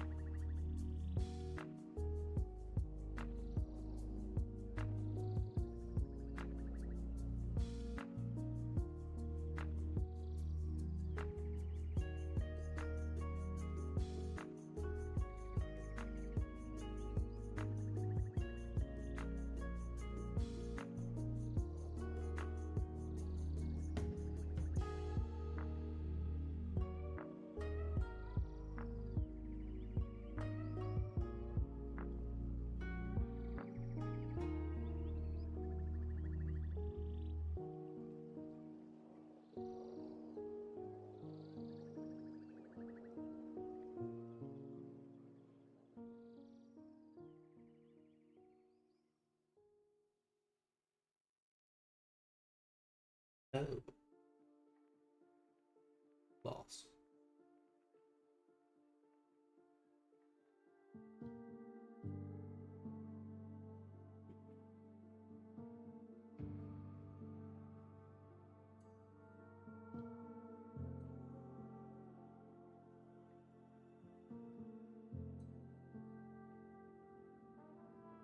I managed to nuke my materials by accident? No!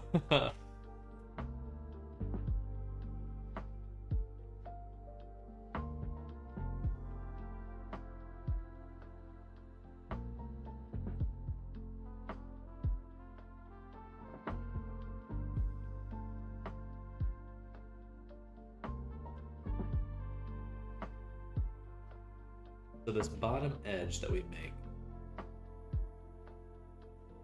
we can't use that. No, no, no siree. Not use that. What we need to do instead, when we extrude this, we have to extrude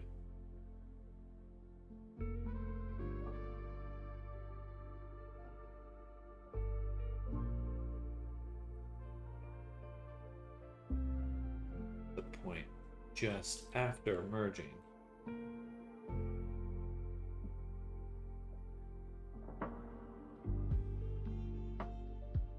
We join and merge. Well, no, I guess we can merge at the end too. No, we wait, yeah, we have to merge. Alright, so merge this.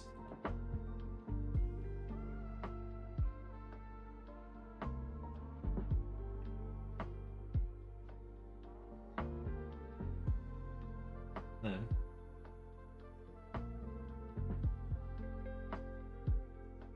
we extrude the bottom of our mesh, like so. Then we join.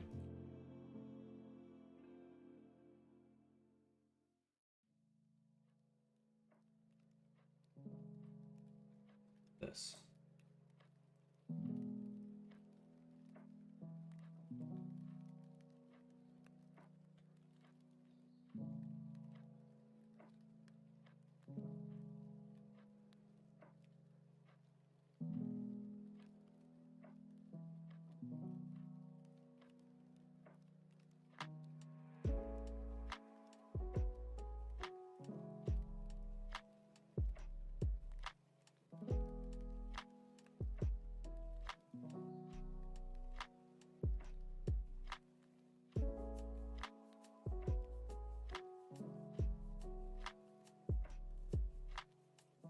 Then we once again do this bullshit.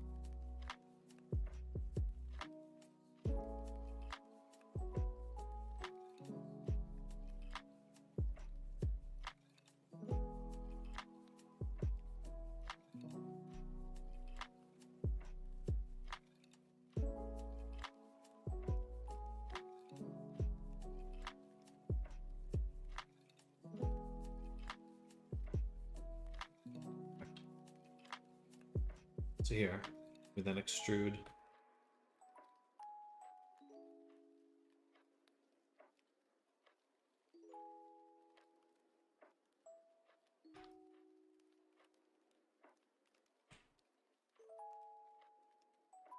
should just be the bottom portion that we're extruding. Okay. So rather than doing this, we'll delete the geometry that is not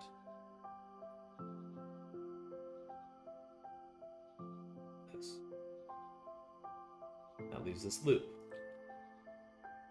Now we got the loop position, we extrude it, we join it, and we merge again.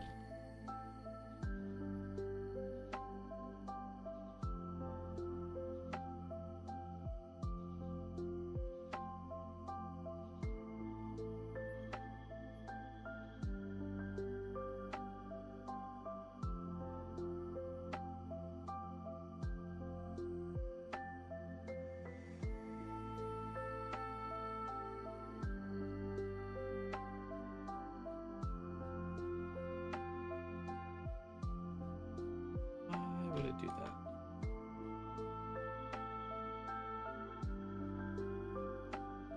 that? That's like the worst way for it to. Oh my god.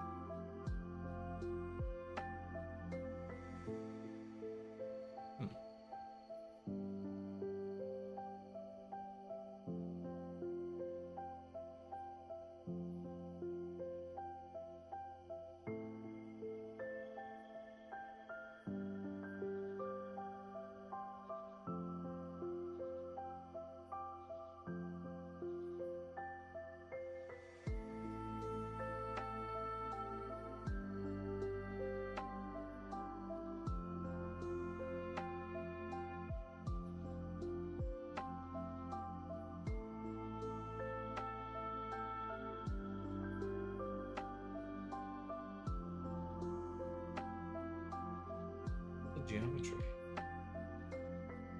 We have that. And we extrude, and it's gone. Where's it go? We should see it.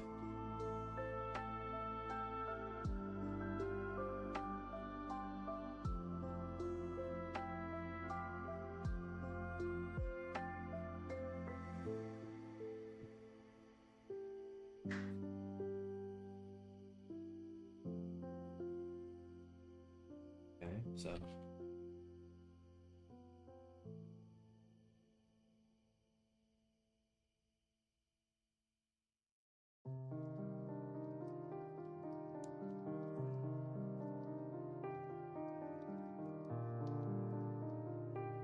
does it do that?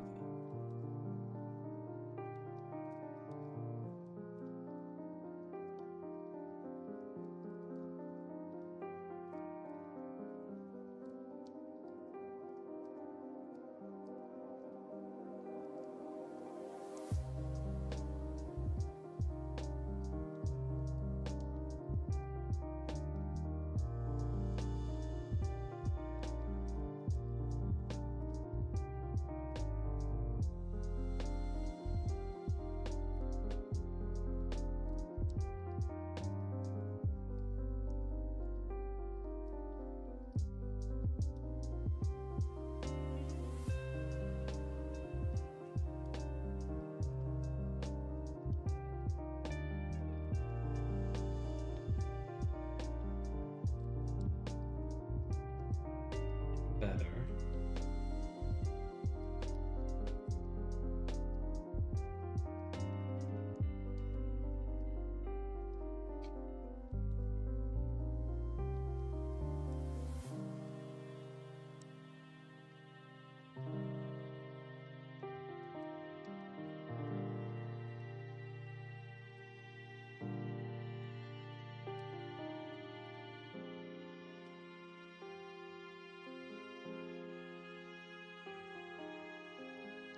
Weird.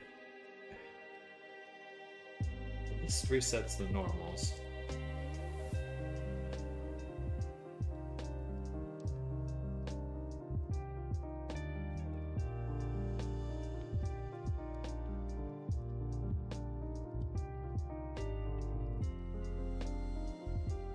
Okay.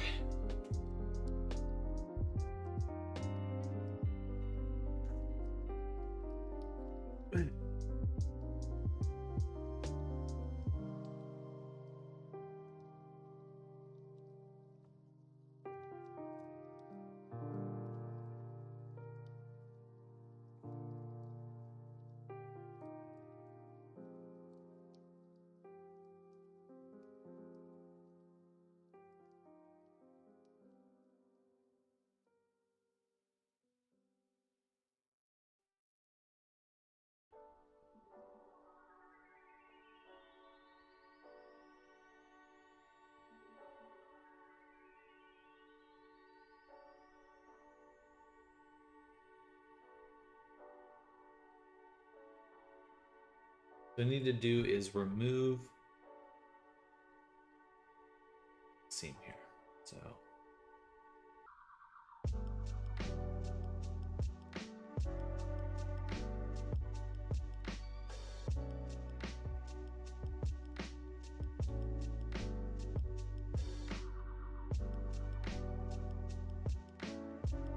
door named attribute.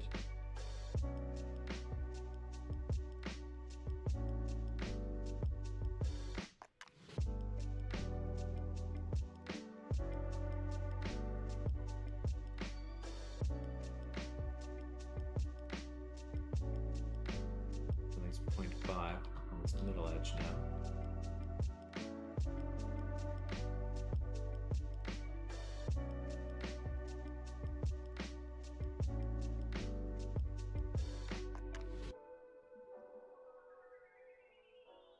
I see what I should have done.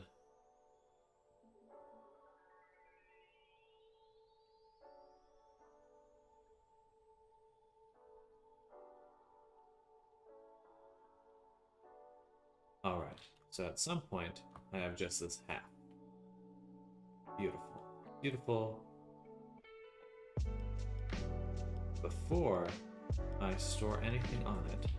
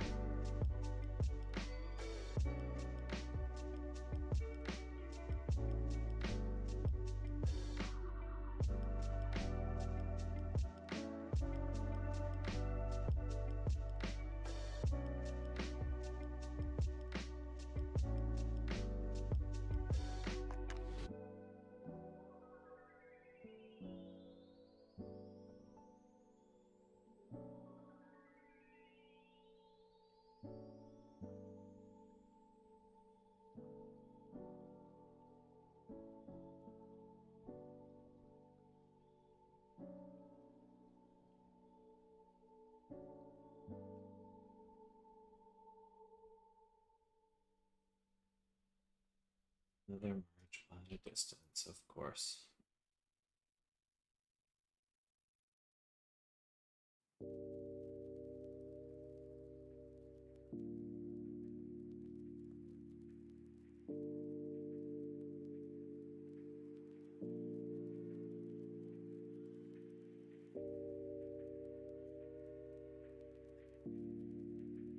We're getting this normal. I'm extruding that edge down here. When I extrude,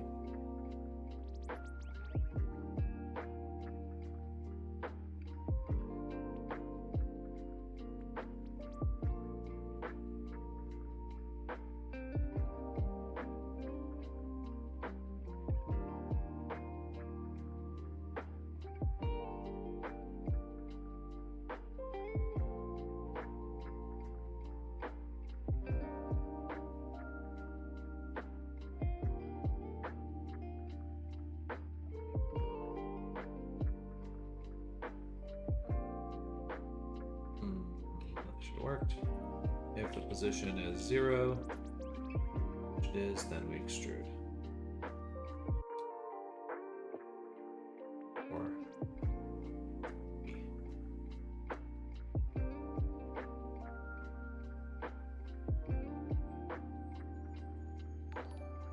hey, test. EAX. Thank you for the follow. Welcome to the stream. Hello, hello. We're doing some odd stuff right now. Almost done, I think. GeoNode step.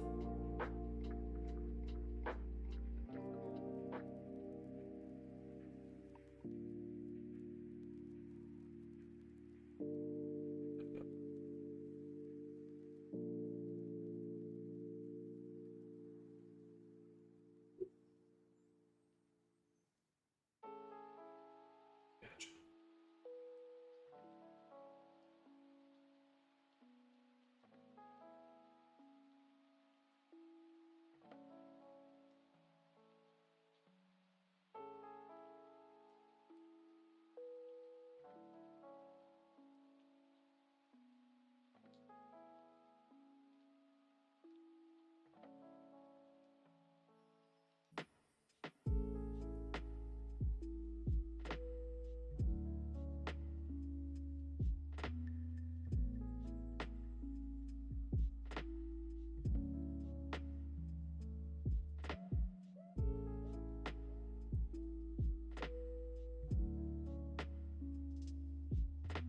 What the?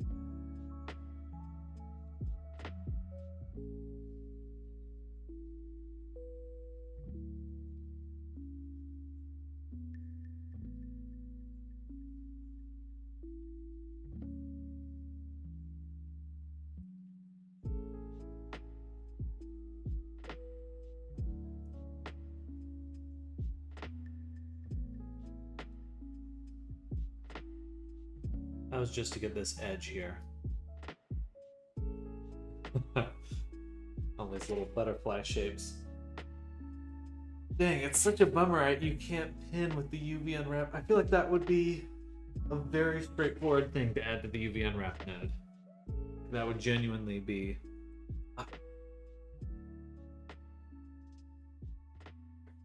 just crazy, crazy useful.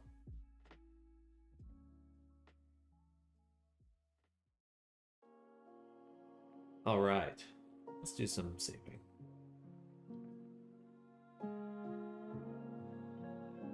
Call this belts.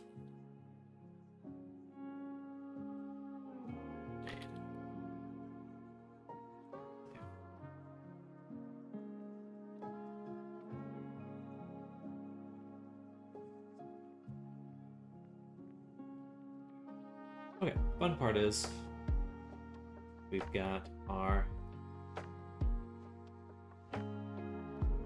bevel modifier on here. No, you should be. No, don't worry.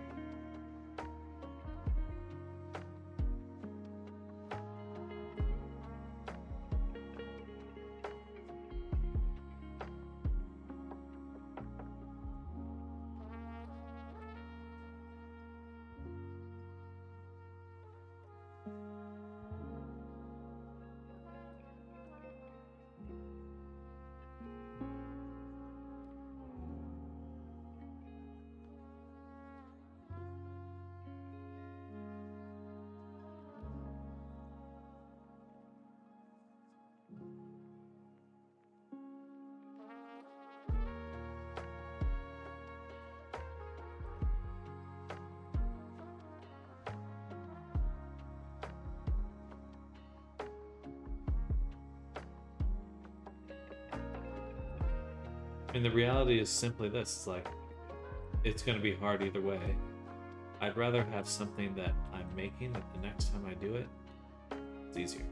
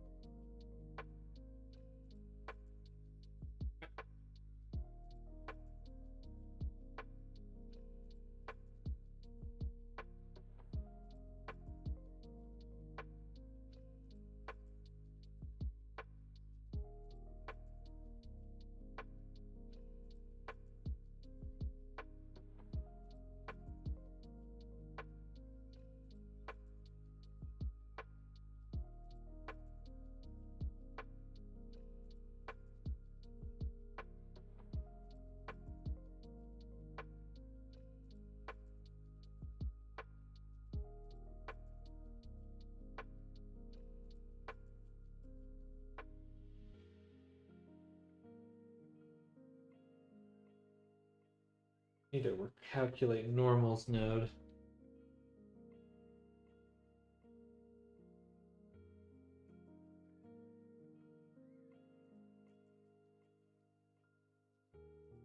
Yes, that wouldn't be too hard. What do you got planned after stream? For Friday today? Relaxing. Weekend time at that point.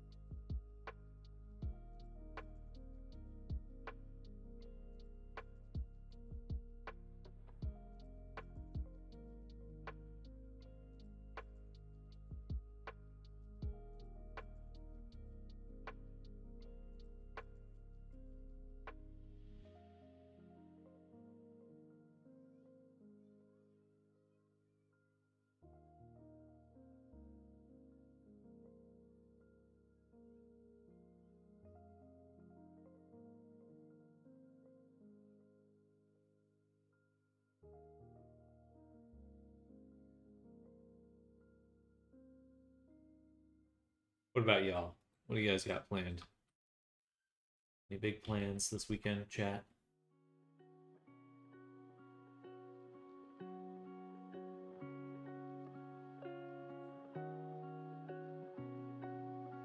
Just relaxing too. Good.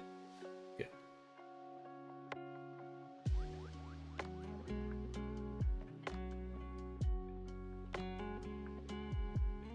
Gonna watch all the cat stuff.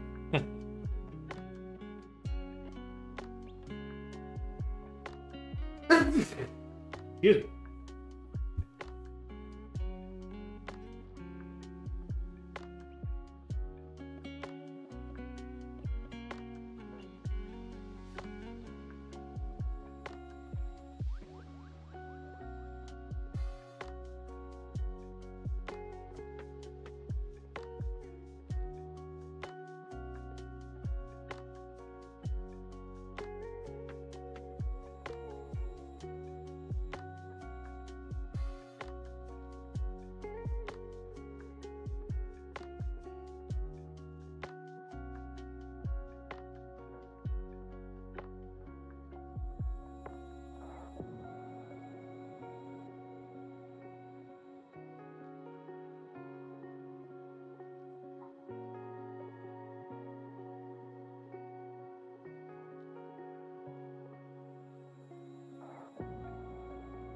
Yeah.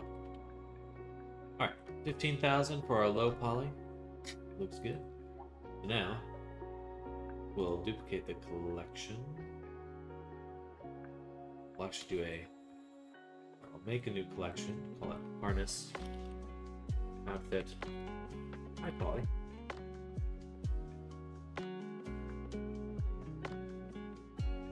Take all these and Alt-D duplicate.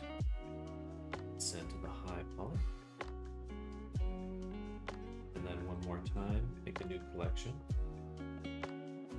Harness Outfit, Cage. Alt-D, and do the cage. I need to wash my car. That's what I need to do. It has been in desperate need of a wash for quite a while at this point.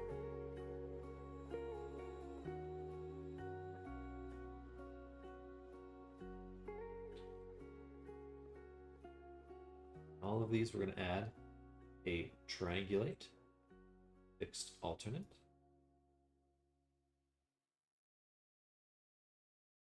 And then on the cage ones, suppose I have on low, well, high poly actually. Cage. All of these. The belts I'll need to add a displacement to. This one.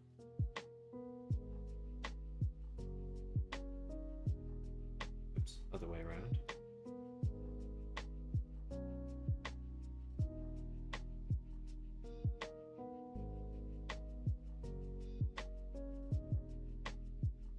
There's no displacement happening. Alright.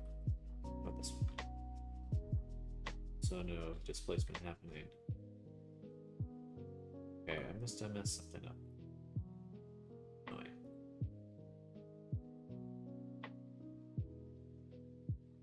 That's the buckle placement. Zoom.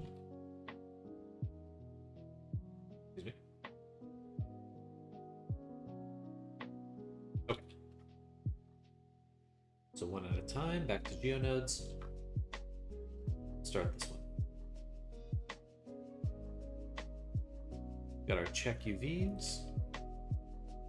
We got our normal displacement, which is run by the displace vertex script. But actually, that makes a ton of sense. So let's go back. So that's probably how it is and how it should work. So we'll turn on. Yeah, weight paint.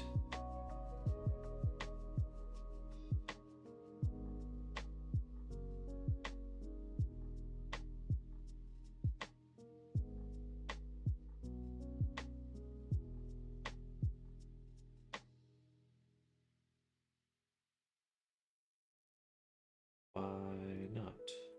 Can I do that? Why can I not weight paint right now?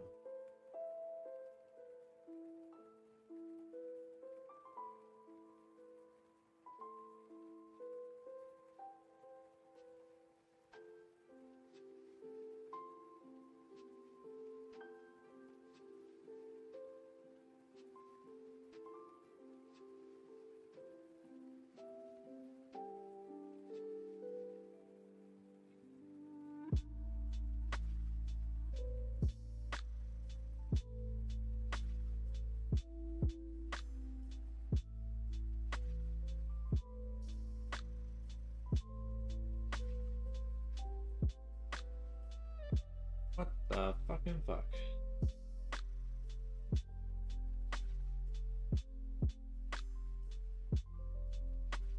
Oh. Right. This is built off of a shoe component which has a displace group.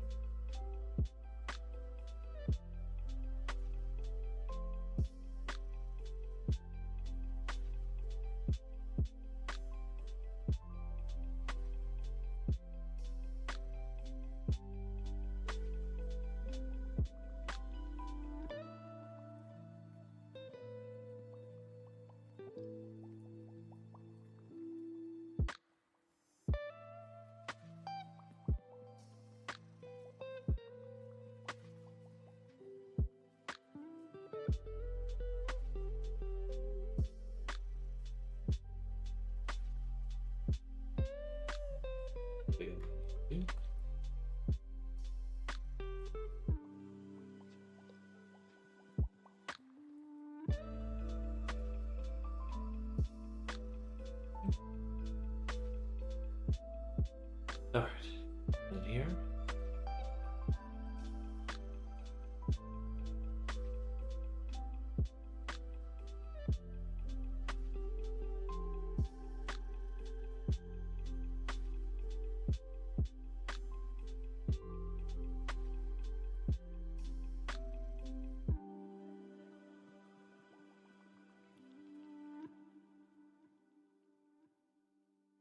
I can either do that by just manually scaling this.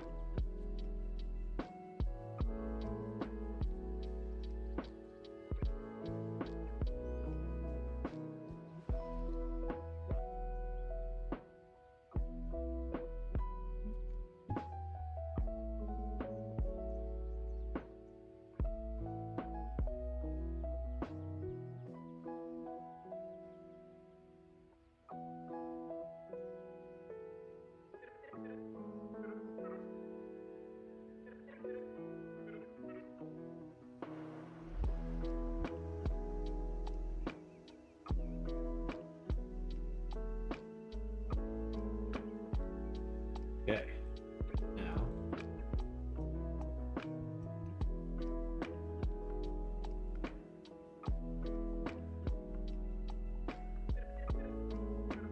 normal displacement, which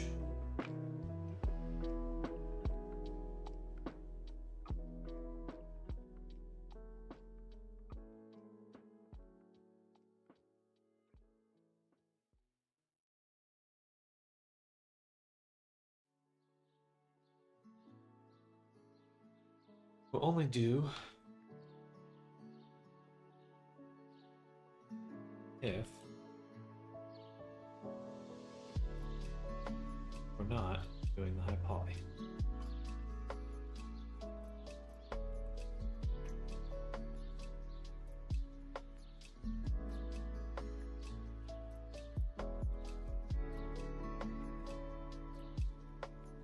What this allows us to do is scale that up, so just very slightly.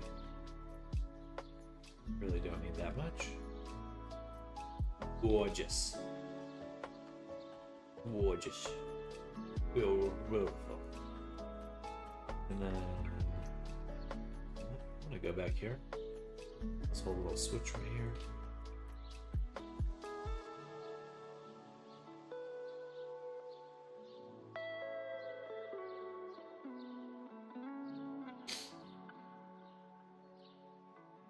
I guess we'll turn it to a node.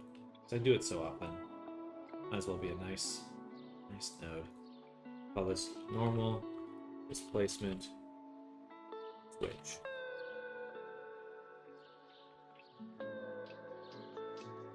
Go in here. And we'll rearrange some of these values. The scale should be down here. Input should be here. Input should be at the very top. Input. Do we switch? How much do we scale by? Something like that. That's it. That gives us just a really simple little node. And then we can actually copy this, go to our belts, and at the very end, we'll do the same thing. Paste that right there. Do this, do that. Interesting, even add some of this. So, yep, add poly. Switch is big.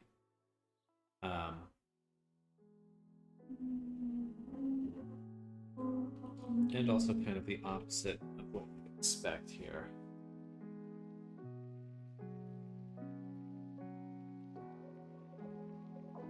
I guess we'll do load poly false, high poly true. Kind of stupid, but what are you gonna do?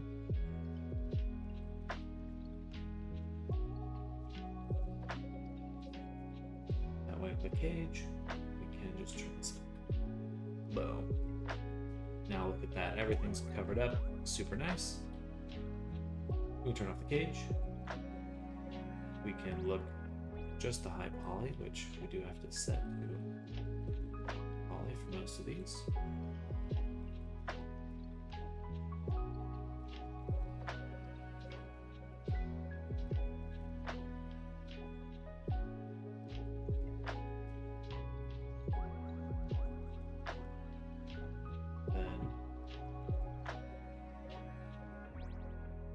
Low poly, looking this over. Everything's good on the low poly. What we'd really just like to do now is make sure everything's named properly. Perfect, everything's underscore low, underscore cage, and then this one we need to rename to underscore high.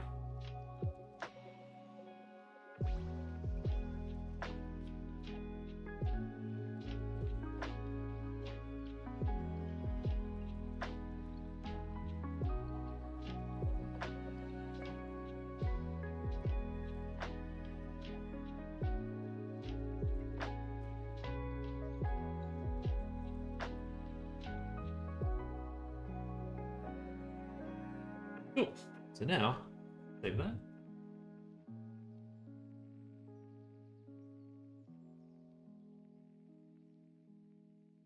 Beautiful stuff.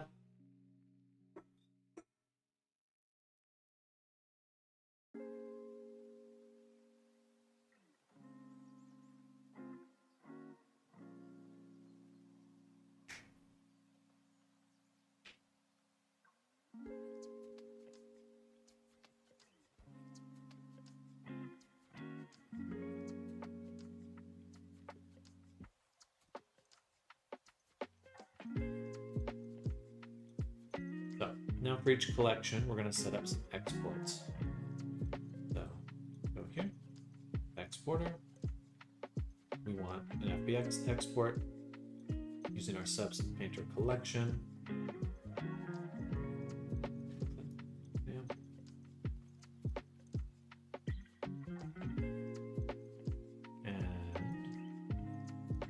Going out the bakes. This will be harness outfit.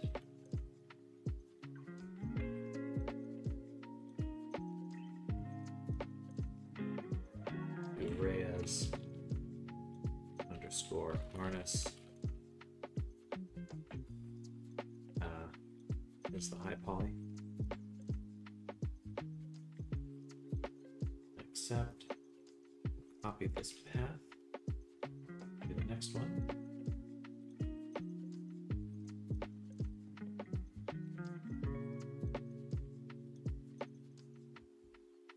FBX, a collection, paste this into the collection,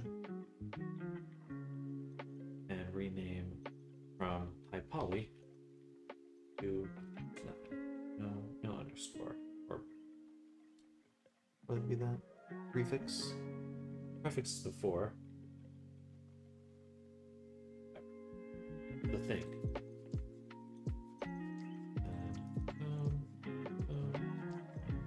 Add FBX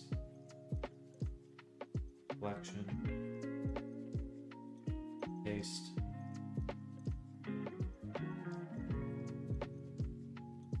All right, now we can export all three of these at the same time. See some intersection here. Is that okay? Not the high poly. Can't get it to stop glowing. I can get it to stop glowing, but transparency is bored. Transparency is a bit of a curse in video games.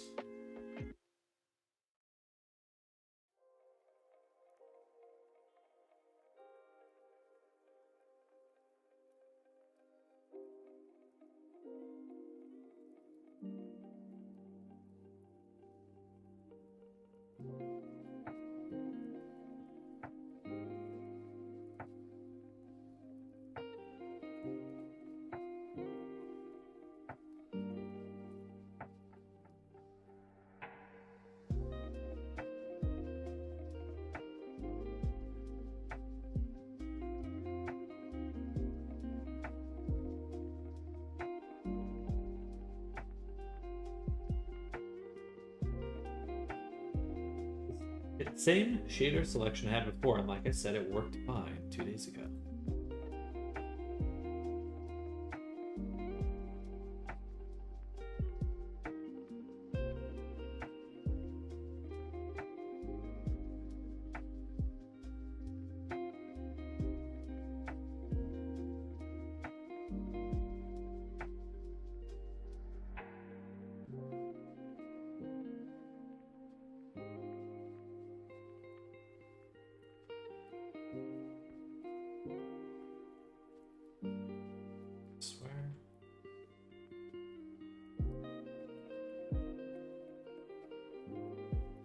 That's not the high poly, it's the low poly flipping through.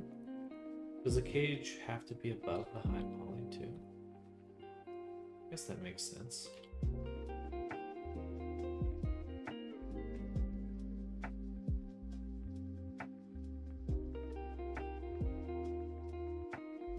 VRC has done something that broke fallback shaders, I'm sure of it.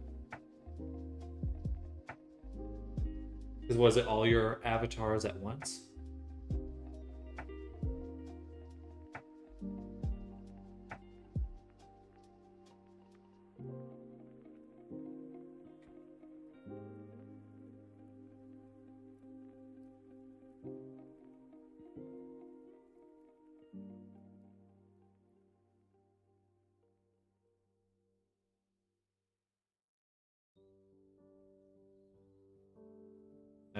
That definitely sounds like they could have updated something or some sort of change. Maybe check the Discord.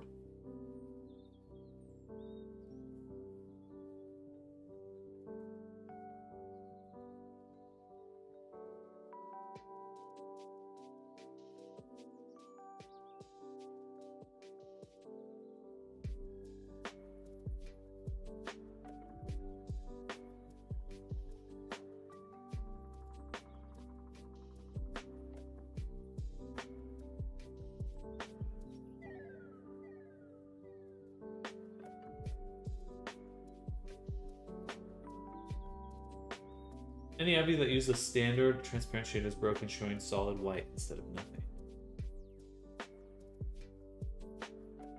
I wouldn't worry I mean, if it affected every avatar, that means they probably broke something in the update. I don't know if you should...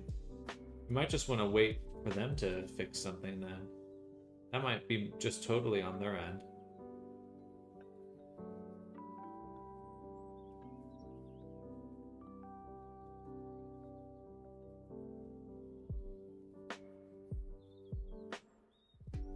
Fair. Well, there's also the Reddit, and other Discord, other VR chat Discords as well, like VRC traders.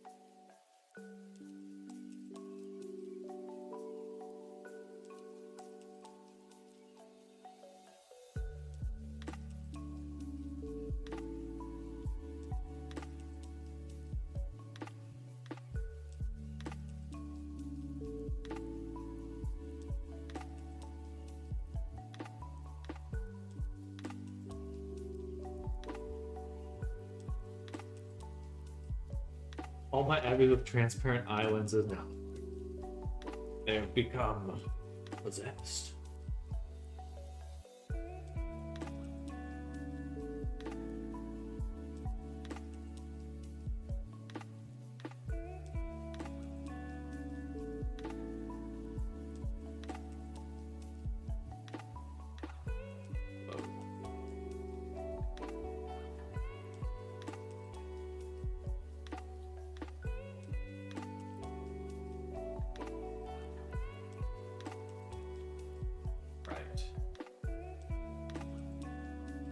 Still a little bit more to do with you.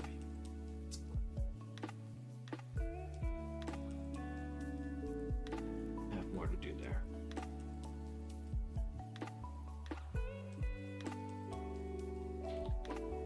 I'm gonna go to the restroom really quick. Be right back.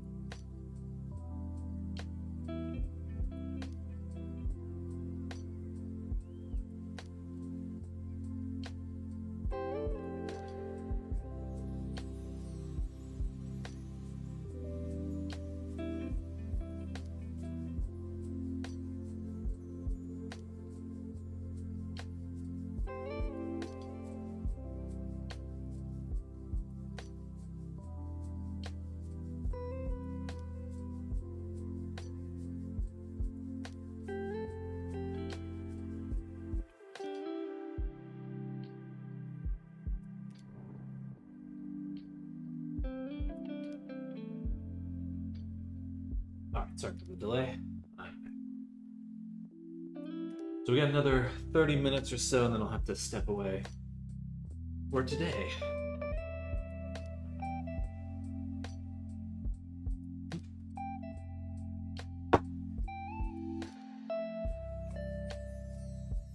But I don't think we'll be able to finish the harness today. We at least get things a test bake.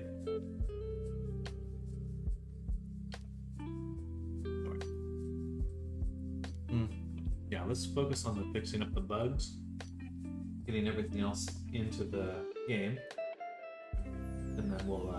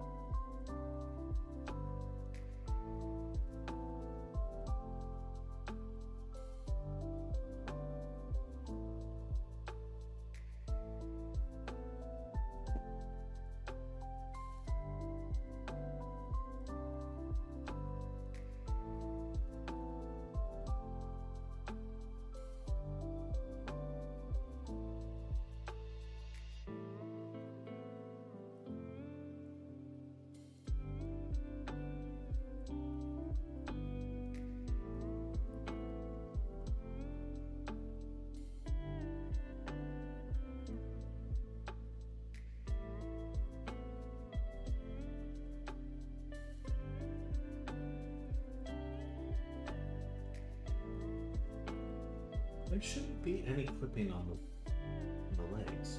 Hello, Risa. Welcome. I'm doing well. How about yourself?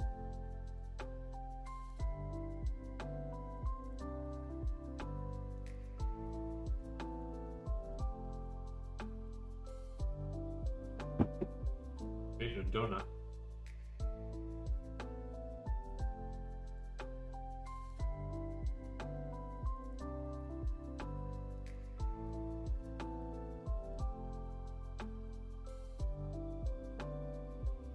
You better jump.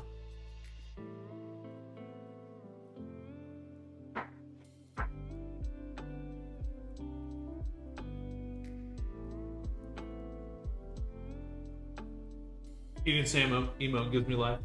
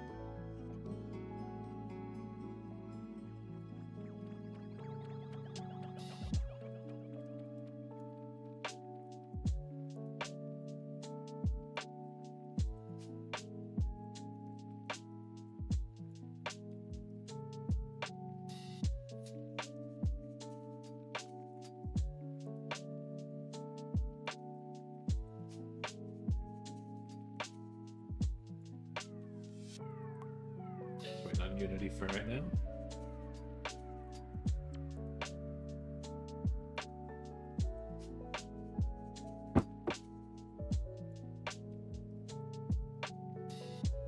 Just what I need.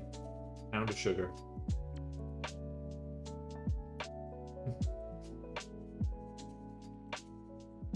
Must get donut.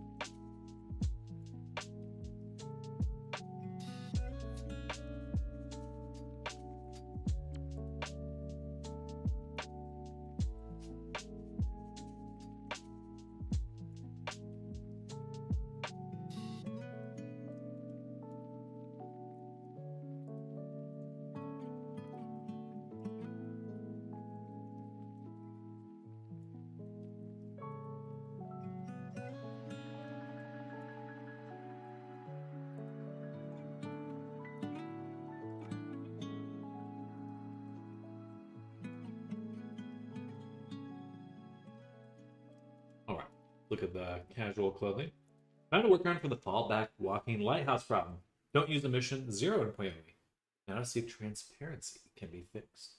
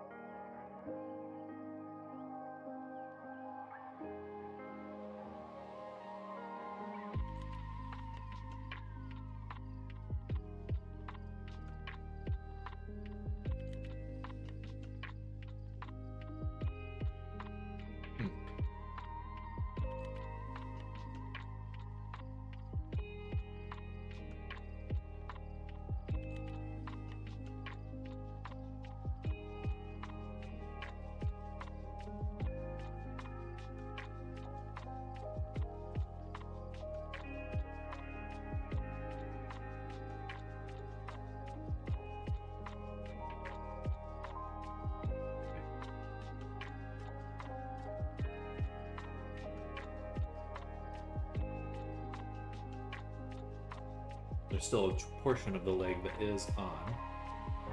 So when we use this animation, we actually need this one's body pants.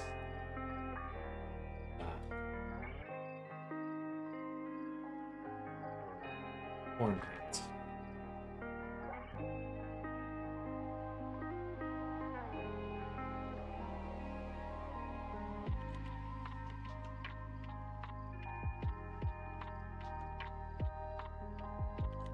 Hoodie pants.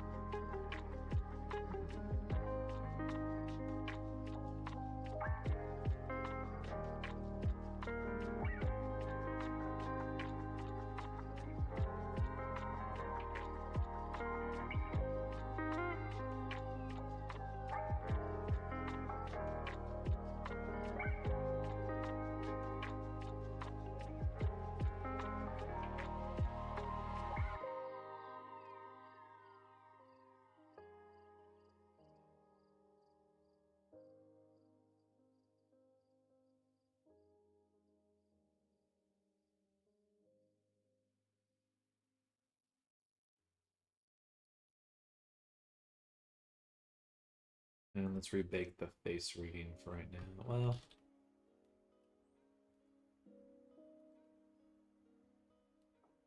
yeah, let's do it.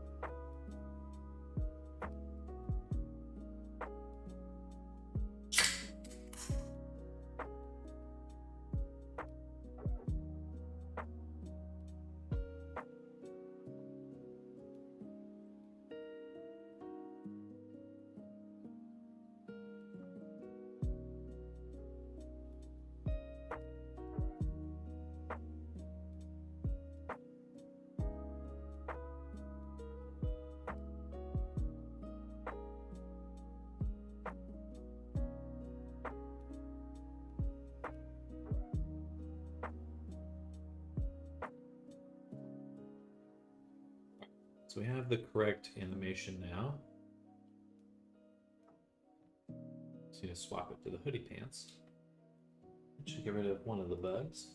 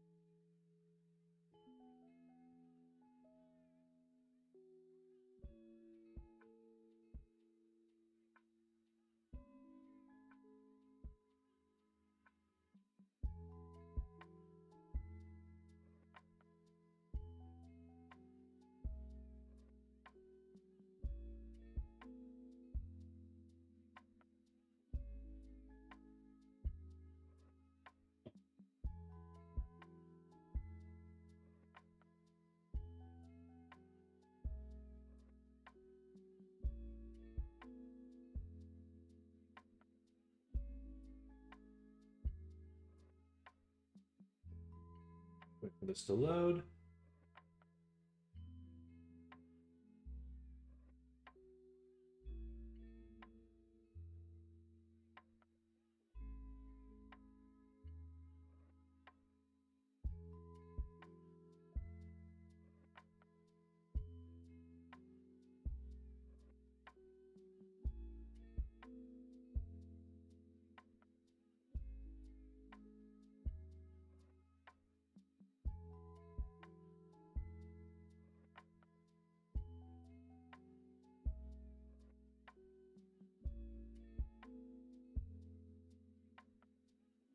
there's the body exported. So that brings back the main blend shapes.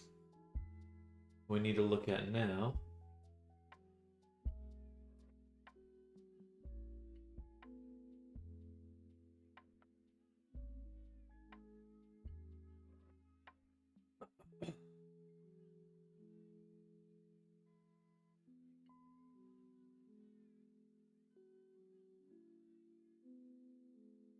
Be good. I'm gonna look at the outfit for the baking.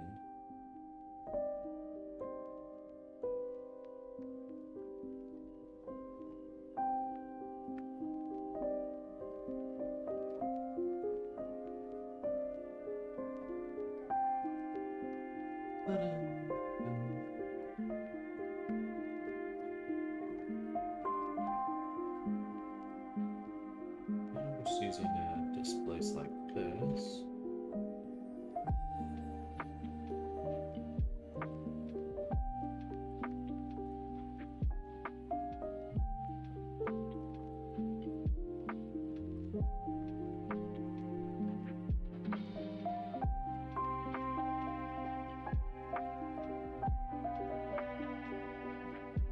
Just need to add more cuts. Not much else to do there. I'll actually turn up the cage. Let's go to just the low poly.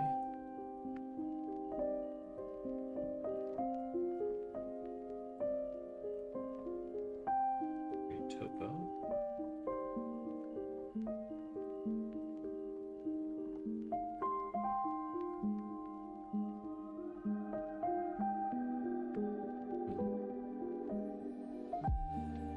The triangle here. That.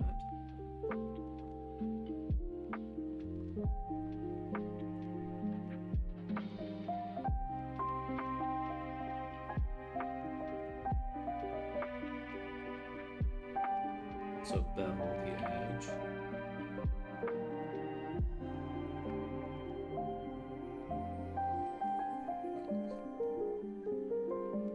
Will the blend shapes in Blender be what you influence to adjust the face track and stretch between less cursed, or is that a Unity thing maybe? There are two, well, more than two sets, but basically there's two sets of blend shapes. You have one for the standard face tracking and another for the actual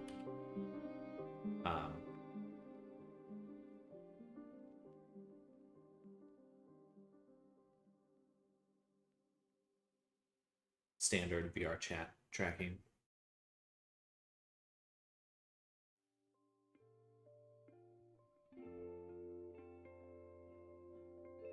So yeah, the face tracking will not be set up today.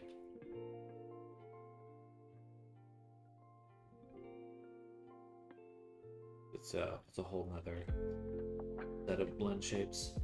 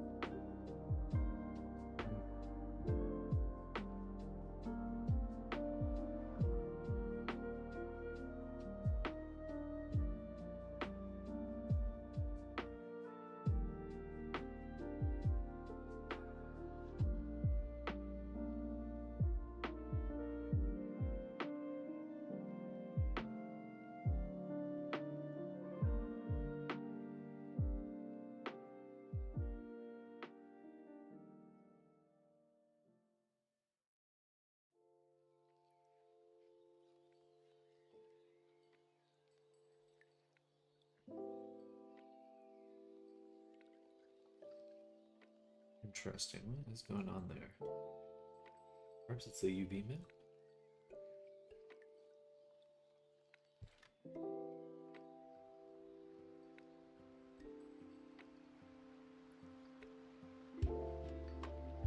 See much overlap.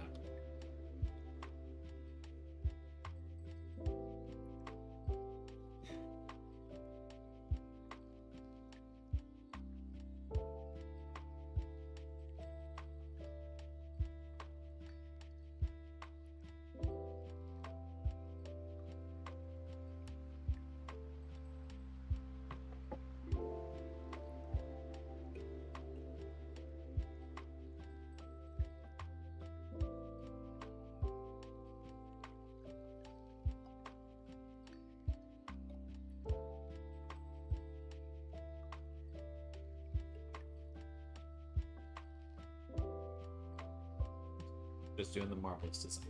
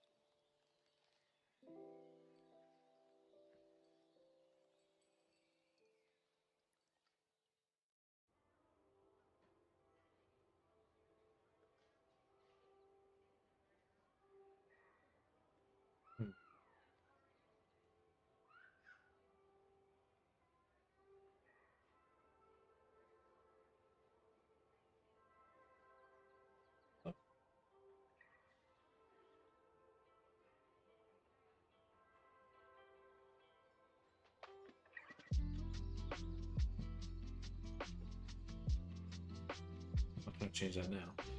There shouldn't be so many textures there.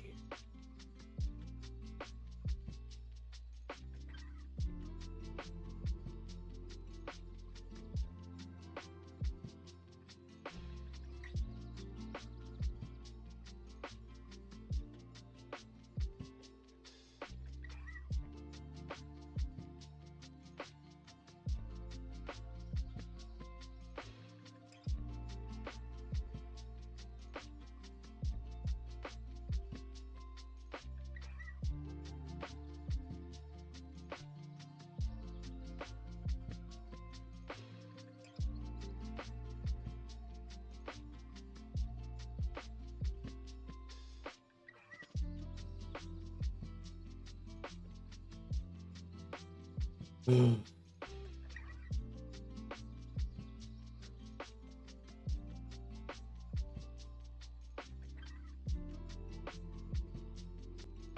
go. Now what happened there? Something odd. I could really explain what's going on though.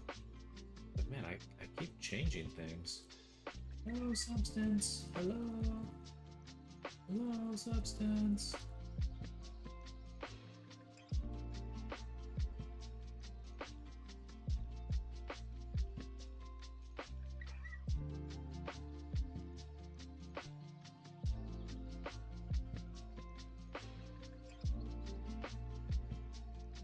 I see. Understood.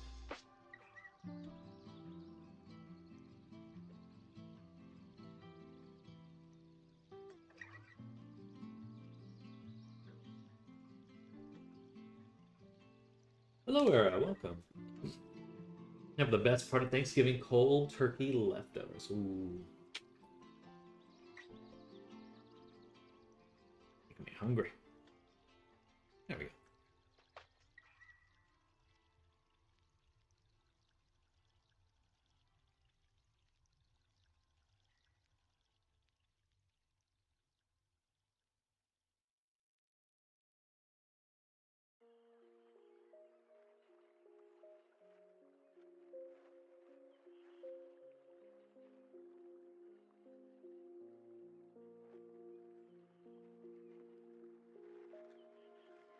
How's your day going, Era?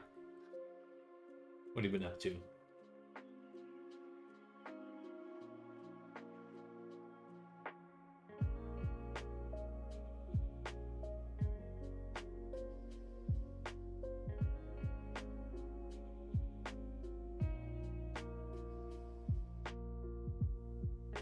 Just see that. This is right off the bat.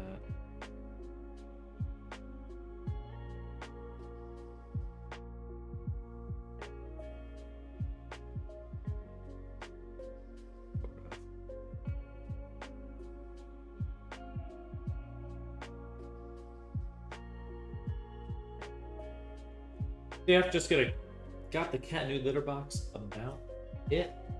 It'd be a day. Well, good. For the cat is pleased.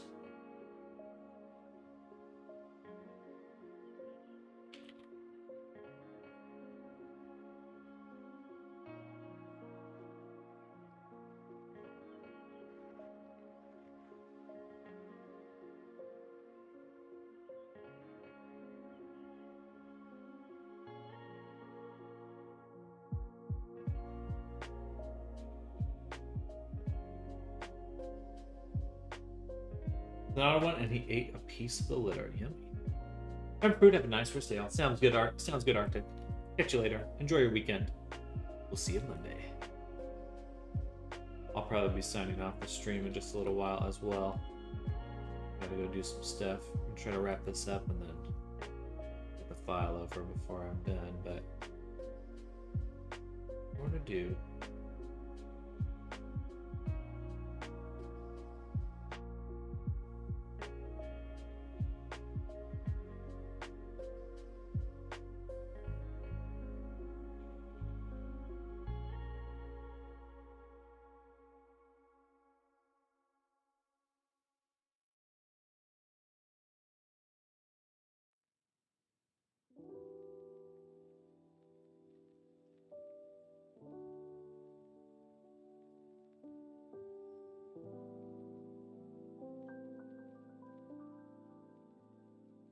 What I'm gonna do now is take the rigging sample hoodie top, transfer the weights, delete hoodie top, name to hoodie top.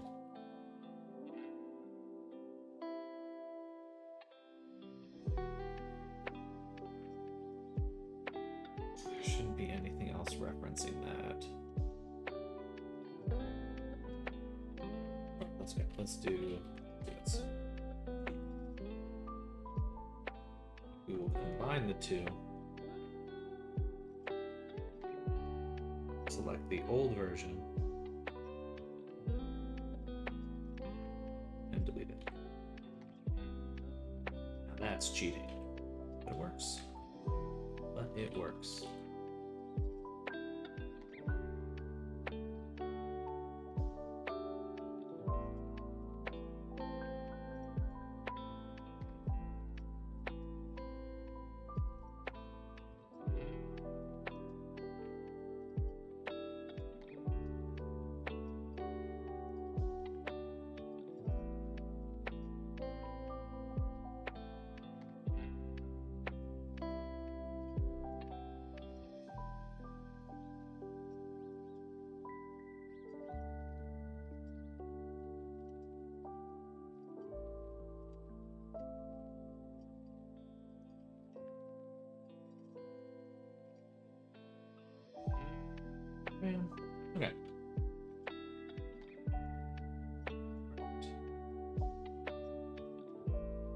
So that should fix the hoodie.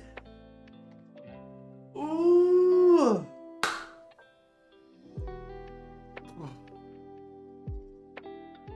Go to the body one more time. Fix up the tail.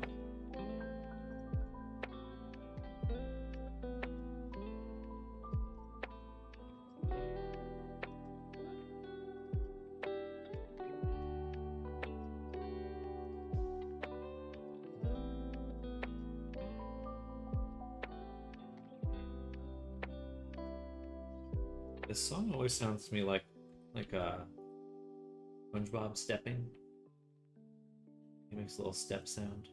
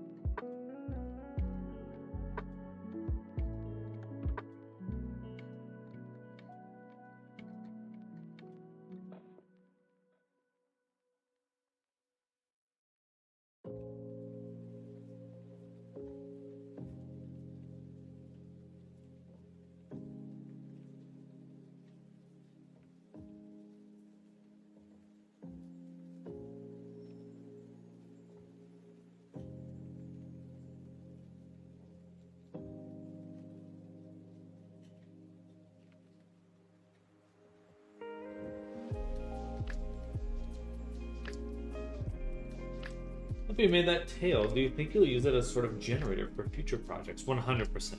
100%. Yeah, I think I like making... If I can make the character look fuzzy, I will.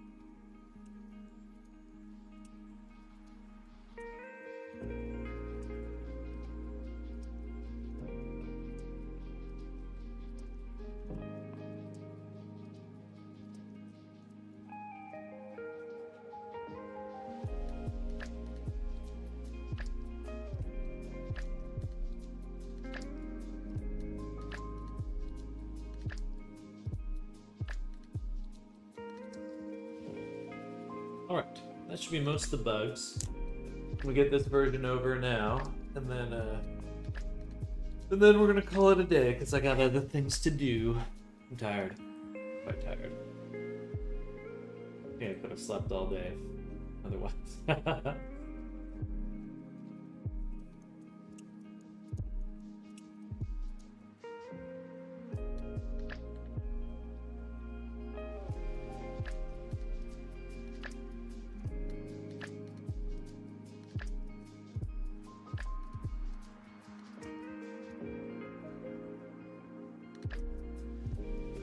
Yeah, absolutely.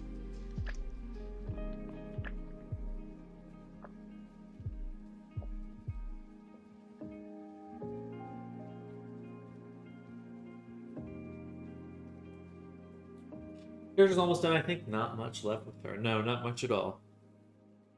Not much at all.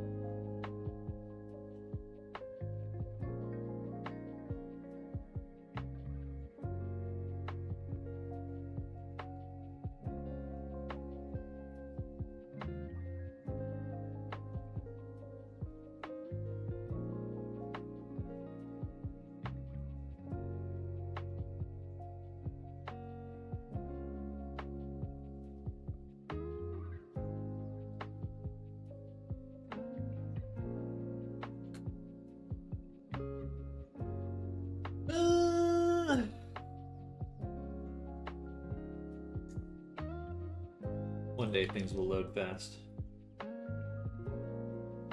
But it is not this day. Let's just do a quick double check. Damn, one thing I messed up.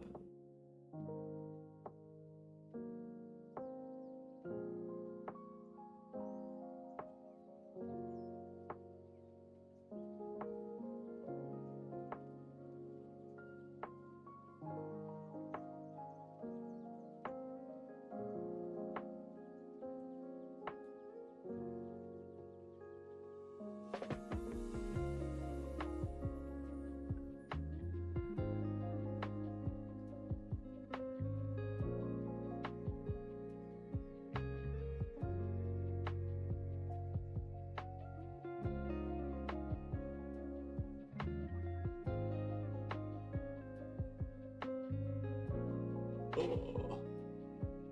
Exporting is the worst.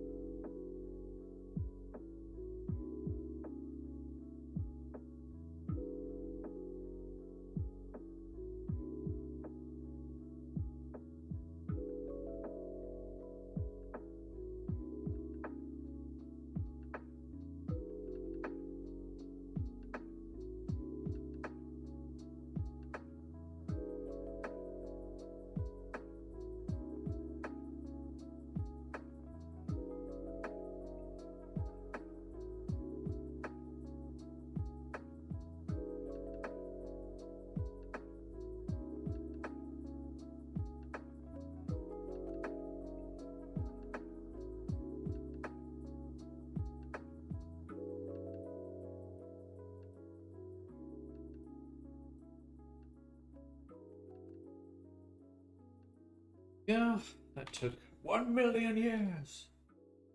1,000,000 years.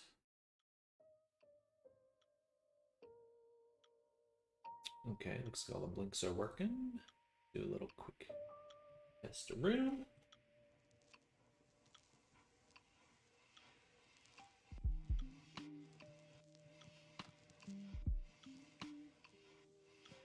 The outfit did not attach itself because it wasn't in the avatar, so that's expected. Have to drop it in the character. Everything else is working. Cool. All right. One more set of tweaks to do. Gotta get the spikes.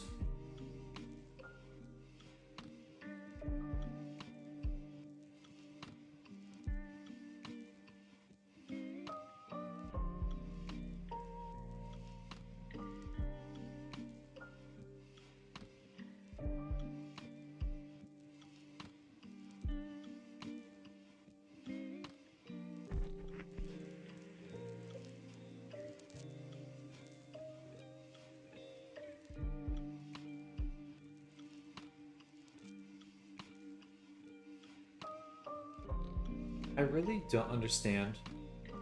It's like, oh, I'll give everything a random color. That would make things so much easier to see. but then it doesn't actually really do that, does it? I'm just gonna shrink it. Squish it right on the hand. That's all we really can do.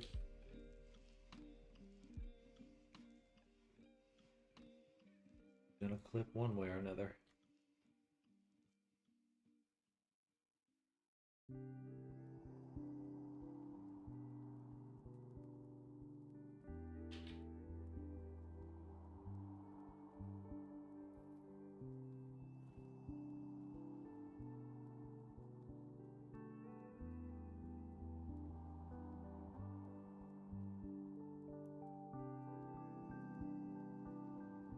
All right.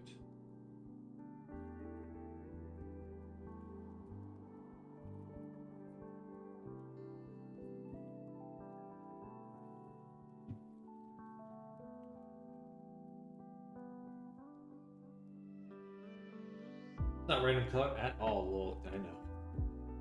It's randomly based on the name. But that means that if the name does it, there can still be things that are close to each other's color. It's silly.